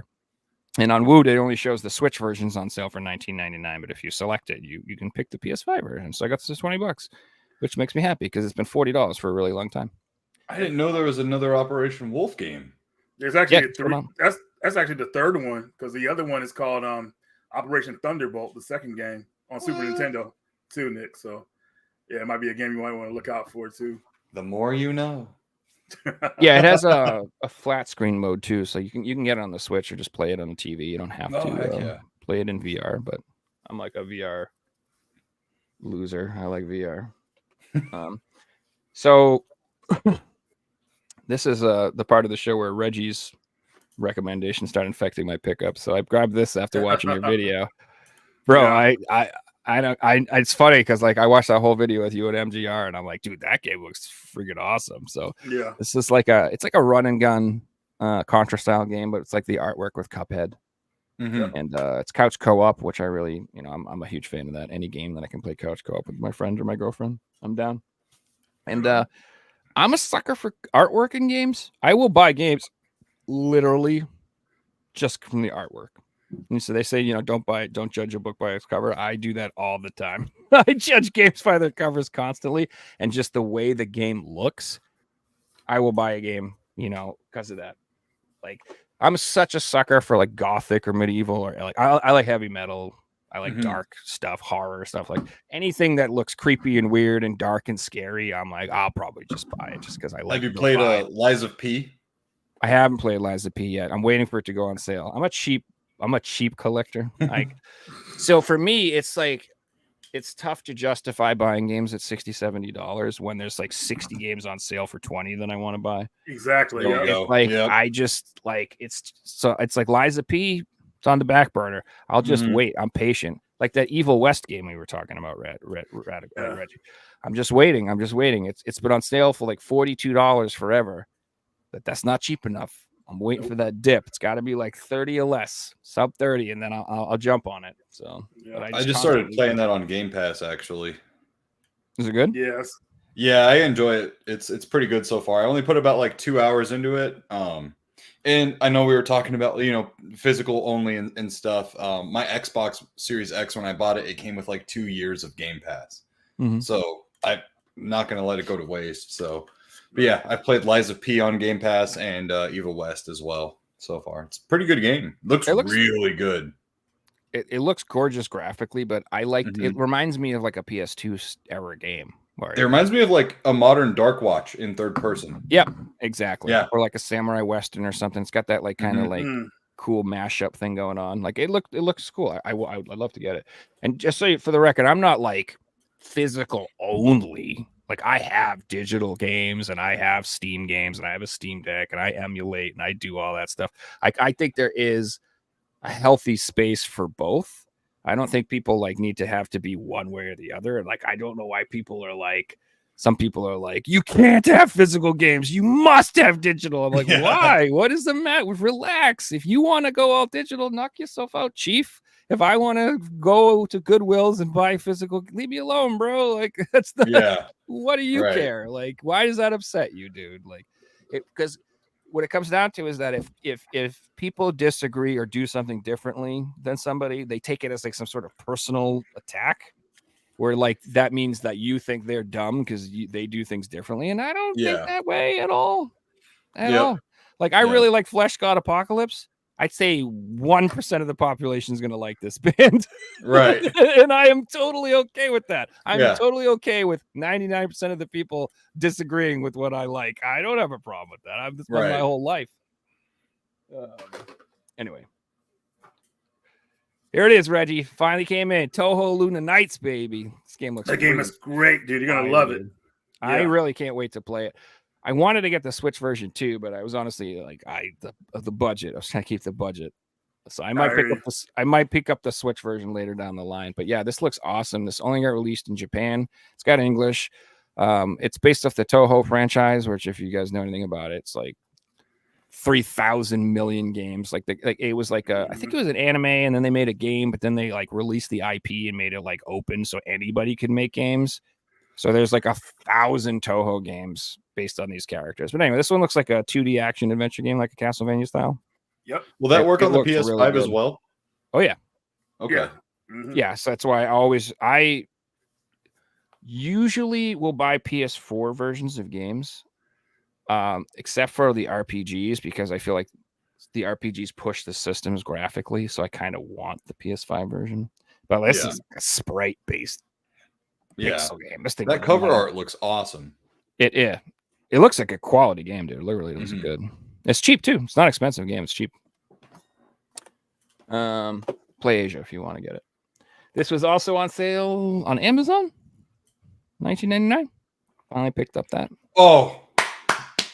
I loved the first game. Oh yes. And it's a no-brainer for me to pick it up. I think Jason was recommending this one too Well, I think he picked it up. Too. Probably. Game's dope, dude. I love racing games. I like arcade racers, fun games like that. The first game was really fun, so I'm assuming this one's the same. But yeah, $20. That game, that series has no business being as good as it is. I'll say that. Oh my gosh, the drifting in that game feels so good. It is fun. Oh my gosh, yeah. Sorry. No, I love it. The first game, I played the crap out of it, dude. And I put like mad time into that game. I love racing games, though. Like I said, I'm glad that they're still cheap, and some people kind of like they're not really after it. That one's actually got a story mode too. Oh, it does it? Okay, cool. Yeah. I'm sure it'll be fun. Looking forward to it. This one I picked up. This is Raturgy 2. This is a shmup. Only got released in Japan. It is a weird ass shmup. I'm not really sure how else to describe it. It's like if Adult Swim had made a shmup or something. It's like really cartoony and weird and off the walls and kind of goofy. And I haven't played it yet, so I'm not sure how the mechanics work, but I've seen some videos. And yeah, the first game was pretty decent, and this is the second game in the series, Raturgy 2. It does have a Switch release too, if you want to get it. But again, I couldn't afford to get it all. I just want my PS4 copies. I'll probably do another order in 6 months and try to get them all cheap on the Switch if I can. So here's the big one. I finally got Ultimate Marvel vs. Capcom 3. Yeah, so this one was a GameStop exclusive, and it's pretty hard to come by. It's not super expensive. It's probably like $70 to $100 or something like that. A sealed copy is going to probably be like $150 or something like that, I guess. But it's a fighting game, multiple Marvel Combat 3. But like I said, it was only available in GameStop, so it's kind of rare. It's kind of hard to come by. And if you guys know like some of the other games in the series, they're very expensive and valuable on some other systems. So yeah, I would grab this just because any PS4 game that is kind of expensive now, I can't imagine it getting much cheaper in the future unless it gets reprinted, which maybe that'll happen, but I don't think I've never seen. I don't think I've ever seen them do a Capcom game. Yeah, you've also little trivia there. You got me on the cover art in that game. Oh yeah, that's right. You're like you're somewhere there. You're on there. Hagar. One thing about this game too, which is really cool, is I don't know if you guys said, but it comes with an actual like comic book, like a little manual comic book, which is actually really cool. I mean, you don't get anything like you don't talk about, you don't get stuff much, but it's like an actual comic. It's pretty cool. That's really cool. Yeah, I thought that was neat. And then I got this for $9.99 just because I actually never owned it, and everybody keeps telling me this game's phenomenal. I felt like I had to buy it at some point. Titanfall 2. I've never played it, but everyone says it's got like one of the best campaigns ever. Do you guys play this? Anybody? You play it? I had a GameFly membership and I rented that game. It was really fun. Everybody says dope, and like I said, it's $9.99. So I mean, buy like 20 of them and just swap the cases for use them as spare cases if you want. Whatever. All right, so that was all my PlayStation stuff. This finally came in, Reggie, and again from your recommendation. Nice, dude. Got the Castle Crashers. You told me where I could find that. So it's not the PAX version that's worth $300 or whatever, but I don't care. I'd rather just have a copy of the game that I can play. And yeah, right, exactly. It's been selling out on the website like every time they put it up. Really? Yeah, I think it's still up there now though on their website. The company, whatever they're called, I don't remember. I'm the worst host ever. Behemoth is the website. Behemoth Games. So you can go and get a copy there if you want. It's like $30. I got this because it's Jason's recommendation from your video. I had to pick this up, dude. This Boulder Dash. Hey, I've been lolling into the Atari lately because of the Atari Mini 400, and I got the Coleco Mini, and I don't know. I've been trying to find the finest version of Boulder Dash. And so I had to pick up the modern version to see if this was the best. I don't know. They're all the same. It's a stupid game you walk around. It's like an old Atari game they remastered. It's $19.99 if you want to pick it up. I had like $12 worth of Amazon points, so I think I got this for like $8. I was like, oh yeah, Boulder Dash for $8. And this one I got for my girlfriend, although you guys probably won't believe me, but I did. I swear. It's Sword and Fairy into. It's a Play Asia, East Asia soft exclusive, and it is a management sim where you run an inn and you're like a little chibi cute chick thing, and you're like super kawaii. Kawaii. I don't know. Kawaii. So those are my games, and then I already showed you guys. I actually just got this week. This came in this PS. Oh, nice. Yeah. How many issues are in that series? Bro, I'm not even sure. Like, it went from like 1997 to like 2007, like 10 years worth, maybe. Yeah, there's a lot, 12, dude. 12 and 10. Okay. Was that the official PlayStation magazine? Unofficial. Unofficial. Okay. Yeah, I'm a hipster. I get the independent PlayStation magazine. Are they easy to collect? Yeah, to get into it, to start out, they are. You know what I mean? Like, you can find bundles and stuff for cheap, but once you get into like, I need specific ones, it can kind of be a pain in the ass. They don't come up very often on eBay, right? And the prices are just all over the place. Sometimes people are like, I want $1, and some people are like, I want $100 a piece. And fuck, dude. Like, so it's like that. I don't think the market's well established, so people are kind of just whatever. Yeah. So like, I'll do like a lot of the time someone will have like a bundle and they'll be like $40, and I'll just be like, I'll offer them like 20. And they're like, sure. I'm like, sweet. So like, you know, just lowball and try to get them cheap. Also, you know, with magazines, it's tough to collect over the internet because condition is kind of like a big deal, and it's really hard to see. They're not going to take a picture of every page and show you the quality of the inside of the magazine. So sometimes I buy them and they suck, and I just immediately upgrade them. Well, and then shipping too. If you're buying a bundle, it's probably going to be an arm and a leg.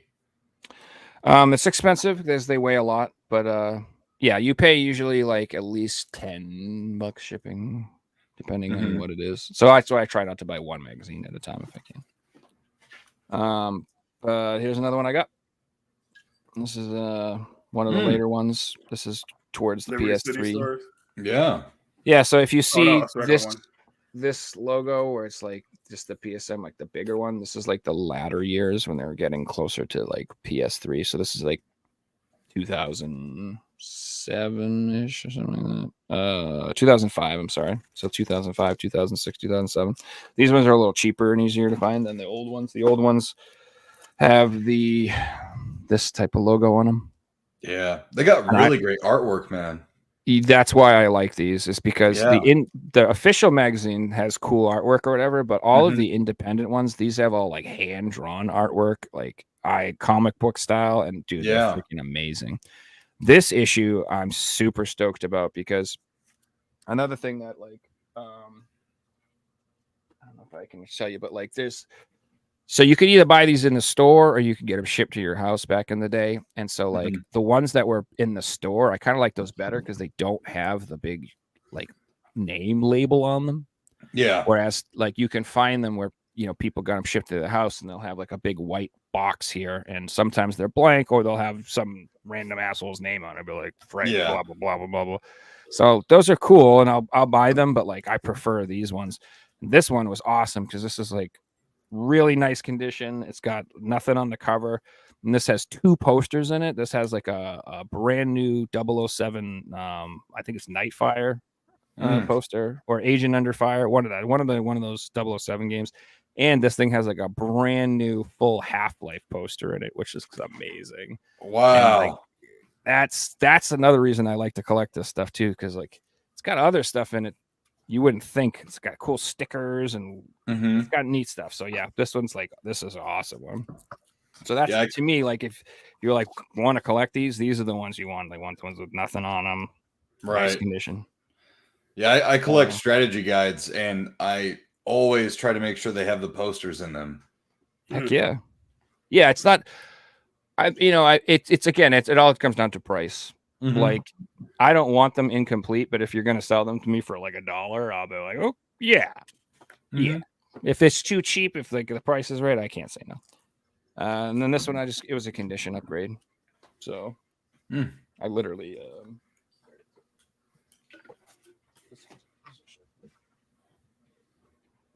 so like this one I had, it's got that stupid white box on it. Yeah. And this one doesn't. Doesn't that look much better? Nice. Yeah. So I Oh, don't know. I'm getting a little obsessed with these things. yeah. Then I got this one right here. It's just another one of the older ones, Metal Gear Solid. Okay. 4. Nothing special. Yeah, that's it. That's all my stuff. I got a lot of crap this week. How long did that publication run for? I think 2006, 2007 ish. Like I think they made it up to the PS3, and I think they might have said there's another magazine called PSM3. So I think maybe that's what they became. Okay. I don't know. I'd have to look it up. I'm not 100% on it. Well, because that had Metal Gear 4 on it, right? Yeah. Yeah. So that had to be. Yeah. What was 4? This one. It's another 2005. Okay. Yeah.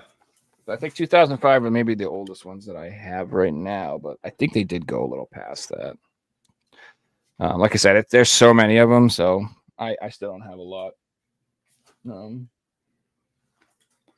Yeah. Who would like to go next?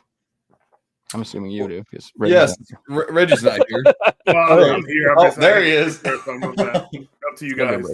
Let's talk. Who I need to grab 2 more games, so why don't you go first, Reggie? Okay. So, fix my headset here. It's all busted up, but still works. Just need some more tape to put around it. But today in the mail, a lot of people don't know about this game. Not even Figsy knows about this game. But we have Teenage Mutant Ninja Turtles. What is this? Nice. Wrath of the Mutants. The arcade game is finally home on your Nintendo Switch, Xbox Series X, PS5, and of course PS4, which I can't reach the PS4 version right now. Let's see here. Yeah, I heard that game is good, but a little short.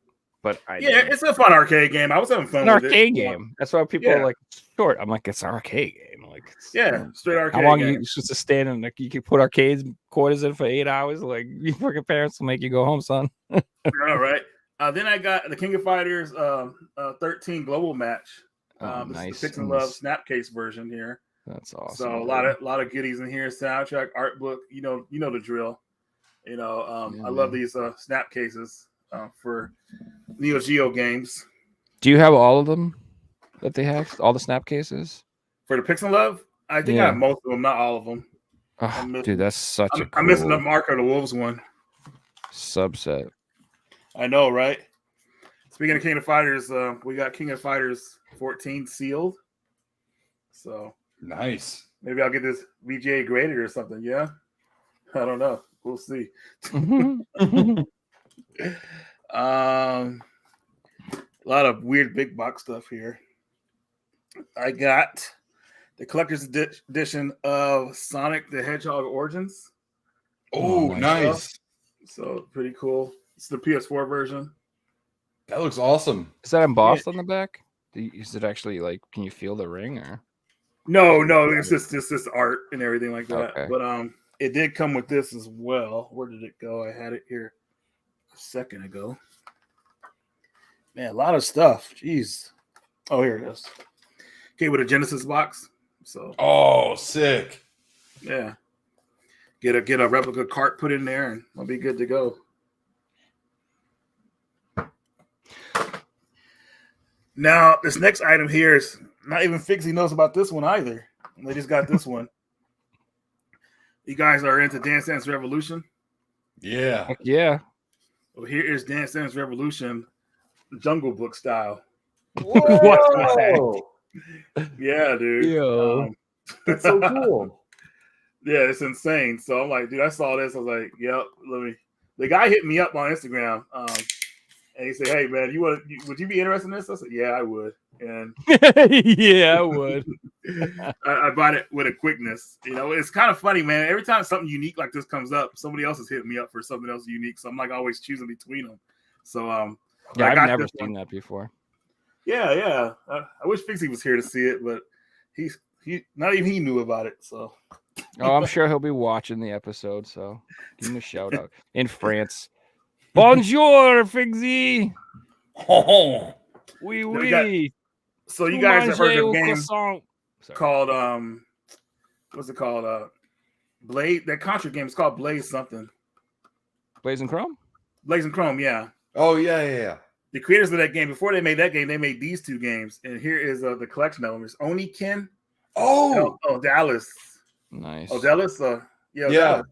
For the Nintendo Switch, also available on the PS4. These are 8-bit games that are freaking fantastic, dude. Like, dude, Joy Masher, the company who made this, man, those are great games. My headphones are like just done. I didn't know that was the same company. Yeah, the same company, bro. Yeah, I have the Oniken and a Dallas digitally on the Switch. They're good games, huh? Yeah, really fun. Those are really good games, and I remember for a while those were like sold out, and they got actually kind of expensive, and then they got reprinted from PlayAsia, and so I would probably grab those before they sell it again. You're gonna get PS4 or Switch version. Which one are you gonna get? Oh, I got the Switch. Do they have a PS4 version? Because I think that might have been sold. I have the PS4 version. Yeah. I would have bought it. Then maybe I'll check to see if they have that again. Camera got all blurry for a second. Oh Lord. Blur vision. Everything's all messing up at once. It's crazy. it's going crazy. There you go. Oh, there you go. You're good. You're good. Good enough at least. Yeah. I remember I tried to buy that and the Messenger like around the same time because they look kind of similar. I'm like, I wanted to get that, and I was able to get that copy and not the Messenger. That is way too expensive. That's funny. I bought those both digitally at the same time. Yeah, I bought the Messenger for $5 digitally. I'm cool Yeah. with that. Yeah, $4.99 as opposed to like 150 or whatever, 200 the game's going for. It's insane. Next game here is Oddity, but Reggie's Radical Adventures for the Dreamcast. So if you ever want to play on the Dreamcast, here's the Dreamcast copy of the game, which we might print more soon. We'll see how it goes. But one of the most radical games you could ever play. Is that Evil Jared? Yep. Nice. Is it a 2D platformer or what is it? Yeah, 2D platformer, 8-bit. You know, you go on one of the most radical adventures in history. I used to promote this better back in the day. This game is 10 years old. This Hackford is 10 years old. I used to promote it way better back in the day. But yeah, it's really cool. I'll send you the trailer for it, bro. You're gonna laugh if you see the trailer. I love my GBA version I got for it. Yeah, I know, right? So next one here is the I usually don't buy these products, but I bought this off a friend because he was selling it. But here is the Retron SQ. So basically, this is a pretty much a Game Boy system that plays Game Boy games on your TV. So used to only play Game Boy to Game Boy Color, but they added some firmware to it, so now it plays Game Boy Advance. So pretty cool, dedicated system to play your Game Boy games on, which is nice. You know, I like that. I just wish it had the link cable functionality so you could play 2-player on the big screen. That would have been nice to have that. Looks small though. Looks like it's like a reasonable thing to keep on the shelf. It's not huge. Right. Then here's Simulacra. Simulacra.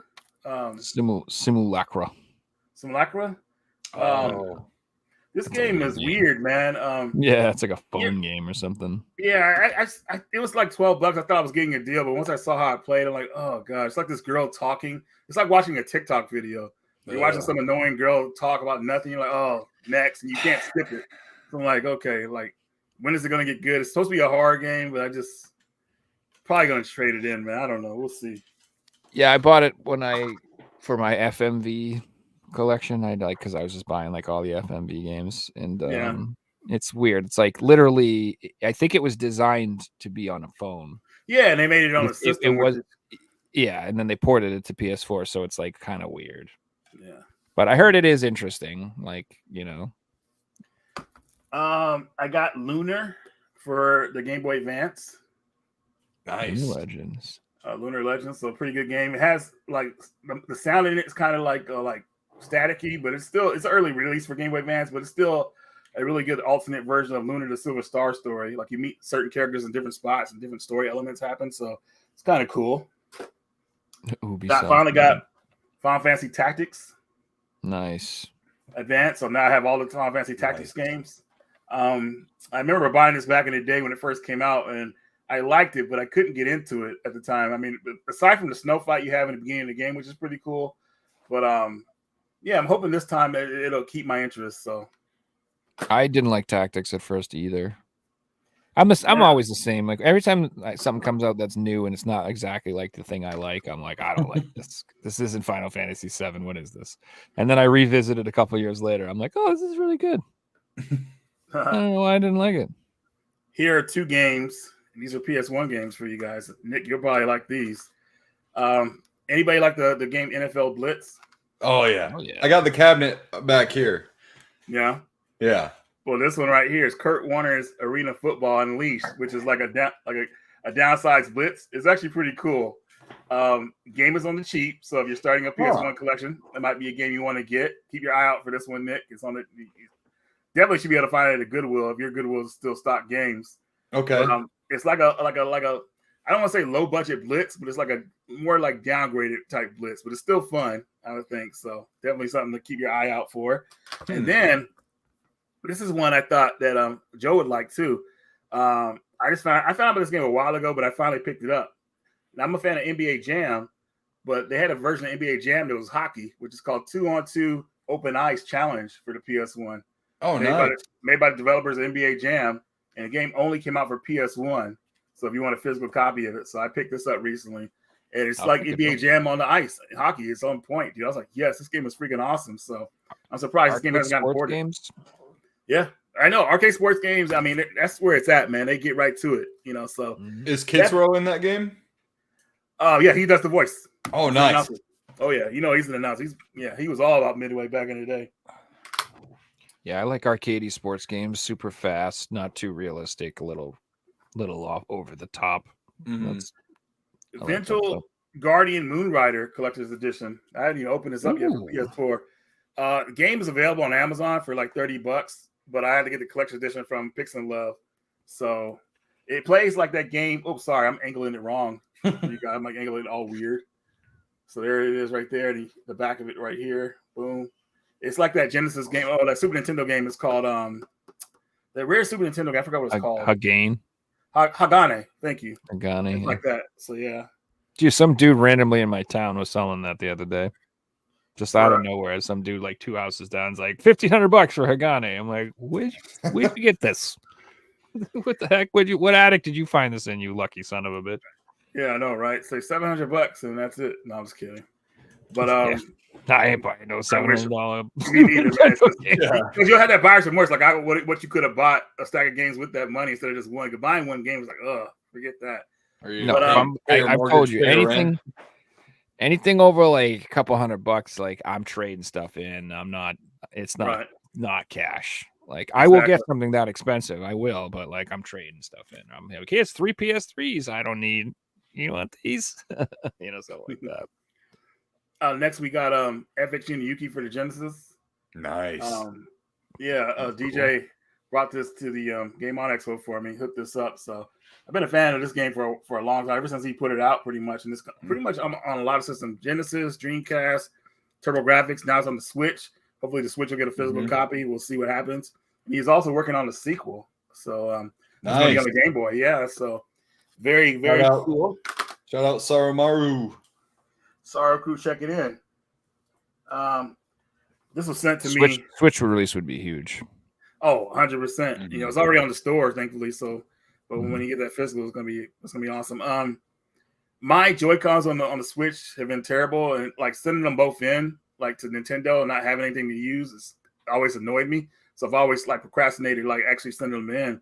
But this company sent me these ones right here, so hopefully these are gonna be better for Nintendo Switch. So I'll probably be doing a quick video on these pretty soon here.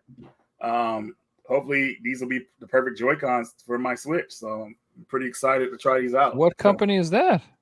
I'm a huge fan of Joy-Con alternatives. They're called MOBA Pad. Oh, it's MOBA. Oh, I bet those are nice. I used to have a MOBA for my phone, my smartphone. Oh, perfect. So I'm looking forward to these because the Joy-Cons I have are like, like get out of here. The drift is like annoying, dude. I can't believe that happens on those. Dude, I am a huge fan of the Hori pads. I don't know if Yes. you tried those. I love those, dude. Like, I wish they were wireless. That if that's the only thing they don't have is they don't have the wireless functionality. But if you're playing in handheld, dude, they're so good. Woot had a sale for Rune Factory Special Part 3, so I picked that up. Nice, dude. I like these collector edition boxes. I've never really played a Rune Factory game, but you know, they're good. Price, they're actually, I hear they're pretty fun. They're like Zelda, and then you farm too. Yeah, and then you go fall in love in the game, get married, and all that stuff. They're cutesy, yeah. They got relationships in. They're, you know, they get the chick game label thrown on them, which is understandable, but they are fun games if you play them. They're like they're deep. There's a lot to them. And this one right here, a lot of people don't know about this one. A Space for the Unbound. PS5, Switch, and PS4. Gorgeous edition. Reason I picked this game up because I like pixelated sprite games. It's basically a story-based game where you kind of like do like little quests for people and like unravel a story. Story's really deep, but the pixelated graphics is what really makes it stand out, I would say. So because there's a lot of extras in it, soundtrack, art book.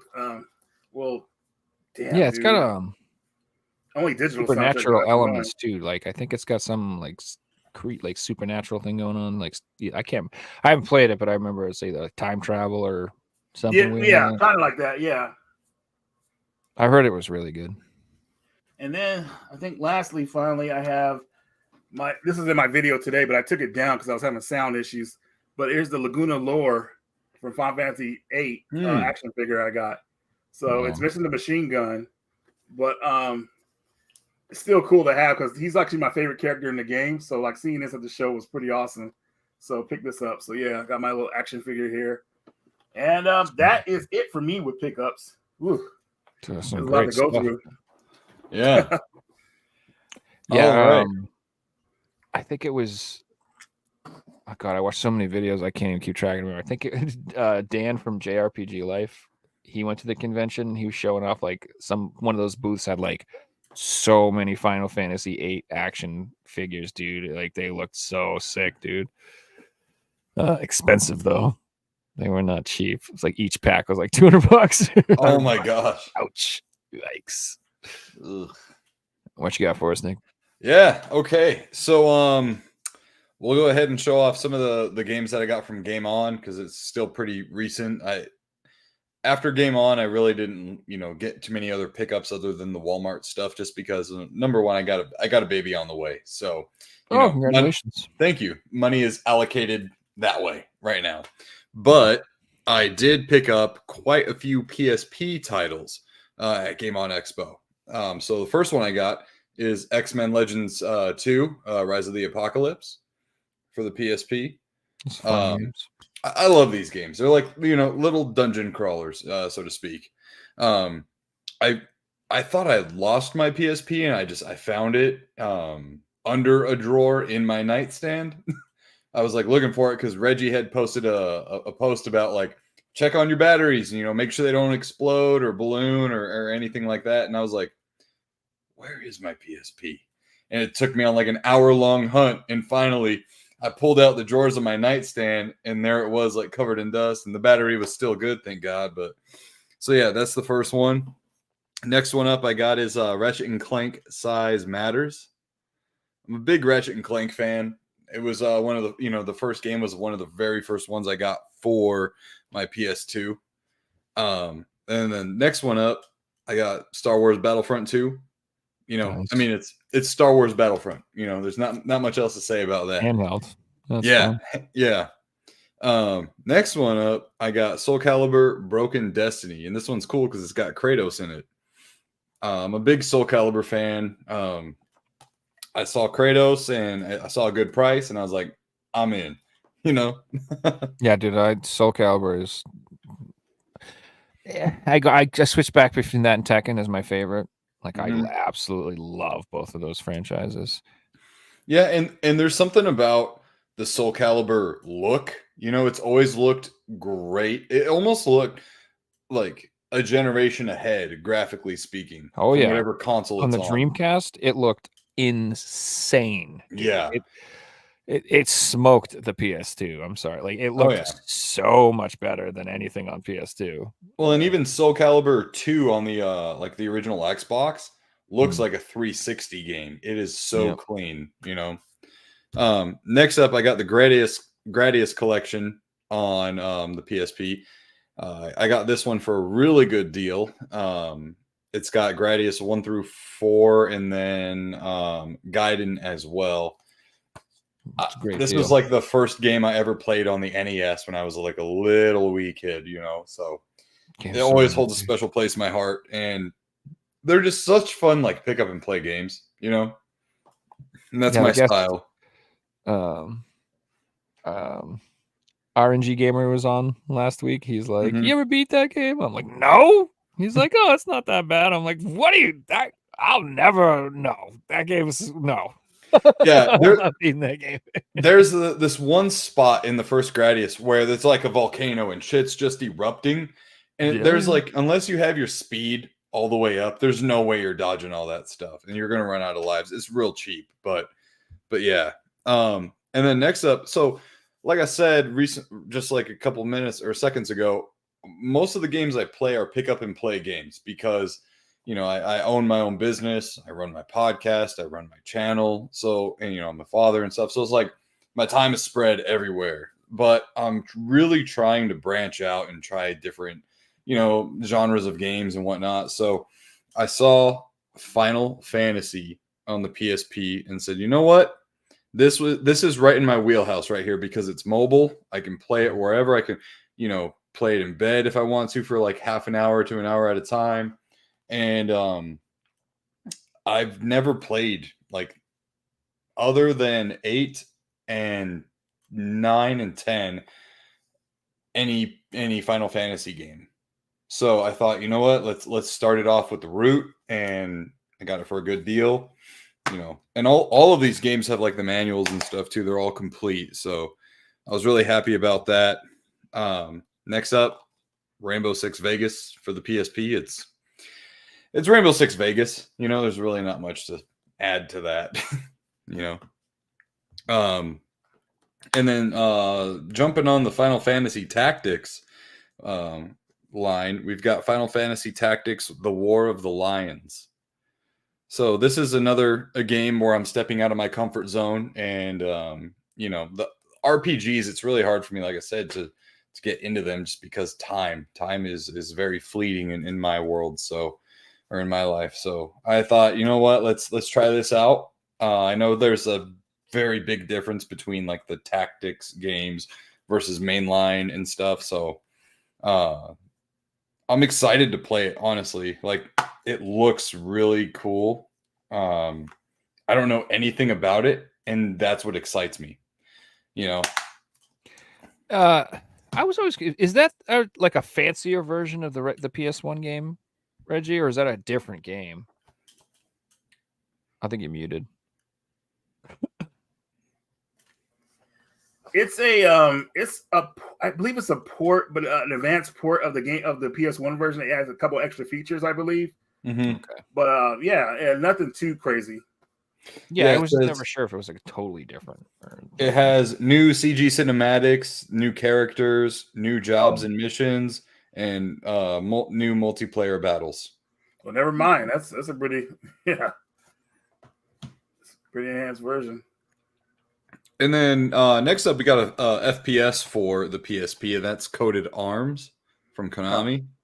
Yeah, I remember that game. Yeah, this looks really rad and like right up my alley. So I was really happy and excited. I think I got this for like just $5 or below right on at the show. Yeah, PSP is still pretty affordable for the moment. Yeah, nobody's on it, which is great. So you like PSP hunting. I mean, you find it. So. But with the heavy hitters, but then there's the majority of them are really reasonable. Yeah, and well, it sucks too is like at the conventions, no one's really bringing those games out because no one's out looking for them. So I think I had maybe like 4 booths out of all of the booths at Game On who were actually like had PSP games to sell. That makes sense. They probably want to bring all their NES stuff and all their N64 stuff, and yeah. And then next up, I got Killzone Liberation. You know, top-down shooter. So I didn't know anything about this game when I bought it. I thought it was maybe just like the VR missions version of Metal Gear Solid, but it's Metal Gear Solid Portable Ops Plus. Oh yeah, the online one. Yeah. This game was not what I expected at all. And I've put in like half an hour into the game and I was like, I don't think this is for me. And I don't think this game is really worth anything right now, but it is what it is. You know, sometimes sorry. I was just gonna say sometimes, you know, you just get one of those games and you're like, oh well, you know. It's an expansion mostly of Portable Ops Part 1. Portable Ops Part 1 has like a story and everything like that you follow with Big Boss and Colonel Campbell. But that one's just more like an online extra mode. So kind of like it's like one half of a certain game, I would say. So it was like talking about convincing bad guys to be on your team and this and that. And I was like, oh, I think I fucked up here. And then last for the PSP, I got Untold Legends. Reggie told me that this was a launch game for the PSP. I'm digging it. It was hard to put down after I was done getting footage for screen capture because it reminds me so much of Champions of Norath. And I love Champions of Norath on the PS2. You know, so really cool, you know, RPG style, hack and slash kind of game. And then we'll speed through here a little bit. I got a couple of titles recently. One of them being Stubbs the Zombie, Rebel Without a Pulse for the Nintendo Switch. It was an original Xbox game developed by the Halo team, which is like so weird because it is not like Halo at all. I got this. It is new or used new stock at GameStop. So they sell it used for $15. But they're literally new copies that they just open right before the transaction. So I got this for $15. Hell of a game. I have it on the original Xbox as well. And then next I bought the wife Princess Peach Showtime. Nice. She loves this game. Super fun from what I've heard. I haven't played it myself, but it looks neat. Yeah, it's a fun one, man. Yeah. And then I just bought this yesterday, Cuphead for the Switch. Oh. Yeah, this was $20 at GameStop right now during the Pro Week. Okay. And it comes with like collectible cards and a like Cuphead membership card. Okay. Yeah, dude, I you know, I like games that are a little like harder games. Like yeah, they're challenging. And that game, you know, everybody hyped it up so much, and I was like, how bad could it be? And then I played it for a while, and I'm like, oh yeah, it's pretty frustrating. Yeah, it's pretty damn frustrating. Yeah, I've actually never played it, so I'm really excited to own it. You know, it is a good time, but yeah, it'll test your patience for sure. Yeah. And lastly here, I've got the Walmart pickups. We'll just go through those real quick. Okay. I got Super Monkey Ball Banana Mania for the Switch. Got this for $5. And then next, I've never played these games ever, but I was very excited to see that it was $5. I got the Mass Effect Legendary Edition. So it's got Mass Effect 1, 2, and 3, and then all the DLC for those games. Yep. So super good deal. That's all on disc, then that's a really good deal. Those are yeah, it is. Yep. I'm a big MX versus ATV fan. I got MX versus ATV All Out. This is the 2020 Supercross Special Edition, so it's got some DLC on there as well. And it's for the Xbox One, but you can play it on the Series X.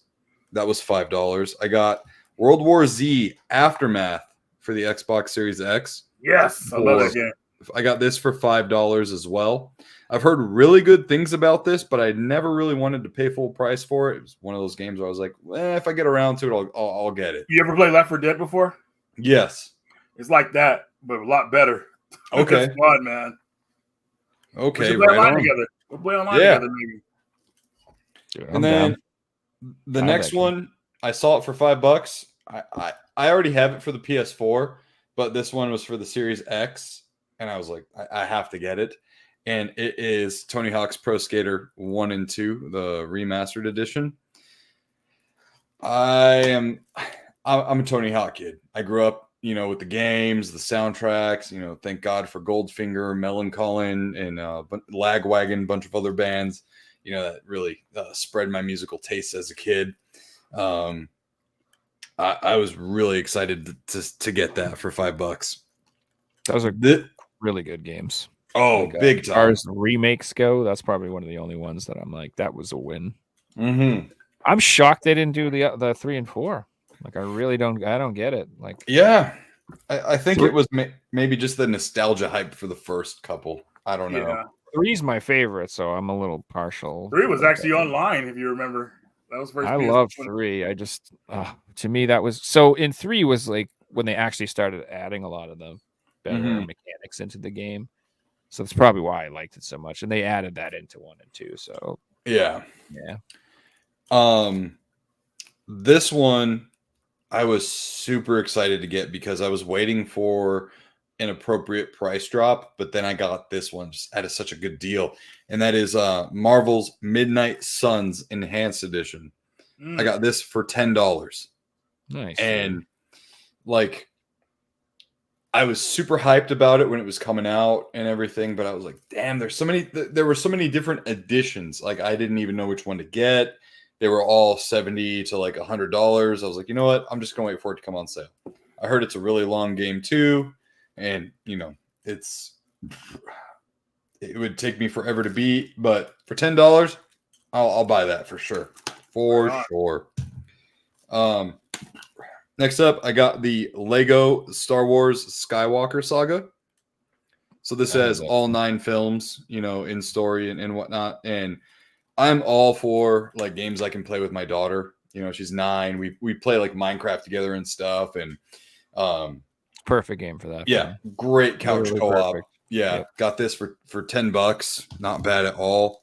And then lastly, because it has like actually some action. It's kind of fun to play, but it's not gory at all. It's just like, oh yeah. So it really is perfect because it's like, as an adult, you can actually have fun. And you know what I mean? It's not like playing Roblox or something where you're like, oh, I don't want to do this. Oh yeah. She keeps asking me like, Dad, when are you going to make a Roblox account so you can play with me? And I'm like, well, let's play Minecraft instead. Come on, let's continue building our castle. Yep. Exactly. Just find games that you like. Yeah.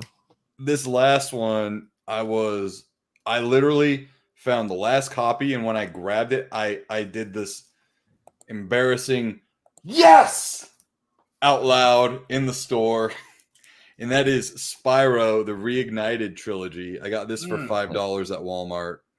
Nice. I grew up during the Crash Bandicoot Spyro era, and I was a Crash Bandicoot kid. I never really got around to Spyro, so this is the time that I get to actually dive in and see what Spyro has to offer. I know it's like a totally different kind of pace of a game, but for $5, I mean, dude, you can't beat that. It looks gorgeous. And those games are really good too. Mm-hmm. They're fun. Yeah, I was actually playing that this week because I saw the Walmart sale and that was one of the games on it. Like, I want to play Spyro because I have that. I enjoy it. There's one thing about I don't know if this is. I honestly don't know if this is accurate, but like when that game first released, it says like download required on the front of it. Yeah. And what it is like the first game is fully on the disc. I don't know about Xbox, but on the PlayStation, the first game was fully on the disc, and then for the second and third game, you had a not like a download code, but the game required like a patch to add levels to the second and third game. Gotcha. So on the disc, it wasn't complete or whatever. Mm-hmm. But I've seen on Reddit forums, which I haven't confirmed this, somebody said that like they reprinted the game over the years, and like the later versions are complete on the disc and don't require the install. but they still say internet download required on it. That's what it says online. I haven't been able to verify it, and I'm like, I don't know if I feel like just buying random copies of that freaking game till I find one. Right. You know what I'm saying? Like, yeah. It's not like you can distinguish when it was printed on the cover or something. So I'm like, I don't know. But if anybody knows in the comments, or anybody's watching this, if anybody out there owns a copy of Spyro and they can confirm that it installs all of the games without an update, that would be cool. I feel like this one's got to be a later one. Number one, because it was still in stock, right? And it also says Xbox One X enhanced. I mean, so what Speed Killer says is the 2019 version, which is what I saw online. If you had if it says, I heard if it has the 2019 on the disc, then it should be complete for PS4. But I don't know if that's true for Xbox. Well, shit, I gotta rip this open. Yeah, it's only $5, brother. I busted open. Well, yeah, all these games I plan on playing, so I'm using my mustache comb to rip open the plastic here. And that still didn't work, so we'll find out right now together. Okay. He broke the seal. I was so irritated value when I found that out, because I bought the Crash Spyro double pack. Oh, okay. And I was like, yay. And Crash is complete on the disc, and the Spyro required that stupid update. Maybe. So this says 2018, 2019 on it. Well, if it has 2019 on it, I think you're good. Yeah. I forgot that Xbox One games, the disc is on the left side of the box, which is weird. That is weird. Oh. Yeah, see. It's like backwards. They have the worst cases ever. Oh, the yeah. Xbox cases are absolutely like... It's almost like they want you to not like them. The way I've described it. That they're like, we're going to make these so crappy you just buy digital. Yeah. Yeah, because when you open it, you look right to the right side and there's like nothing there. It's weird. Yeah, the disc does say 2019 on it. And on the back here, on the back it only says 2018. So I heard it's what's on the disc that matters, not what's on the okay. artwork. So, well, we don't have to find out now or nothing. But when you install it on your system, see if it just loads the whole game without the update. I'm just curious. Yeah. Maybe I'll try to find it, because I'm going to go out and try to find a copy that's complete on disc if that's the case. I think that's worth it. Yeah, those are good games. I'd love to have that complete on disc if I could get them. Oh yeah. They were also selling Crash Team Racing, the remake, for $5, but every Walmart I went to, they were sold out. And I was bummed because I have the PS4 version of it, but when I opened up the case, the game's not in there, so I have no idea where the game is. Fun. Yeah. Did you have any more pickups for us? That's it. That it. Well, that 20 plus something stack there. Yeah, only that. We had some serious pickups, gentlemen, today. We did. Yeah, we could have made a video out of it. But we can. So that's the beauty of the podcast. If you want, you can cut it up and make videos out of it. Yeah. Which feel free to do so. Whatever you want to do. But it is pretty late, gentlemen. We've hit the 2.5 hour mark, and I think that was a pretty awesome show. And it was a lot of fun, and we'll definitely have you on again, Nick, if you'd like to come back. We'll definitely do this again. Yeah, absolutely. I hope I'm up your guys' alley, with your crowd and everything like that. I appreciate all the kind comments. I've been kind of like looking every now and then, and so I thank you to everyone who's watching, and taking a chance on some weird new guy, So where can everybody find you? So you can find me on Instagram at nerdynick_91. You can follow me on X or Twitter, whatever you like to call it, at Buff Nerd. You can also find me on YouTube at the YouTube channel N Squared Podcast, where we go live every Monday night at 6:30 p.m. Arizona time. I say Arizona time because Arizona does not change their time zones when it comes to daylight savings time. So just click that bell for notifications so when we always go live. We talk about all things video games, pro wrestling, movies, comic books, and more. And weekly uploads every Friday where I cover whatever subject I feel like covering that week. I work hard on the video, so please watch. And also follow our Facebook page. It's just called the N Squared Podcast. But yeah, very awesome, dude. Pleasure to have you on. And Reggie, I mean, everybody knows you, so I don't really have to plug you, but no need. you know, just check out Reggie. You know, he had a new video came out today right before the show, so if you haven't watched it, check it out. And then yeah, if you want to sub to me, you can too, but I have nothing on my channel except this podcast, so enjoy. Right on. But yeah, I had a great time tonight, guys. I hope everybody has a really nice night. So take it easy, everybody. See you guys.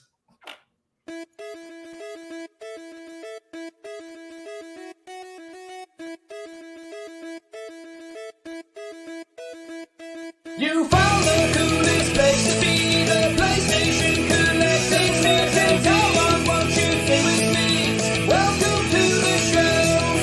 Gather round the boys and girls, collectors from around the world. Let's show the people what they need to know.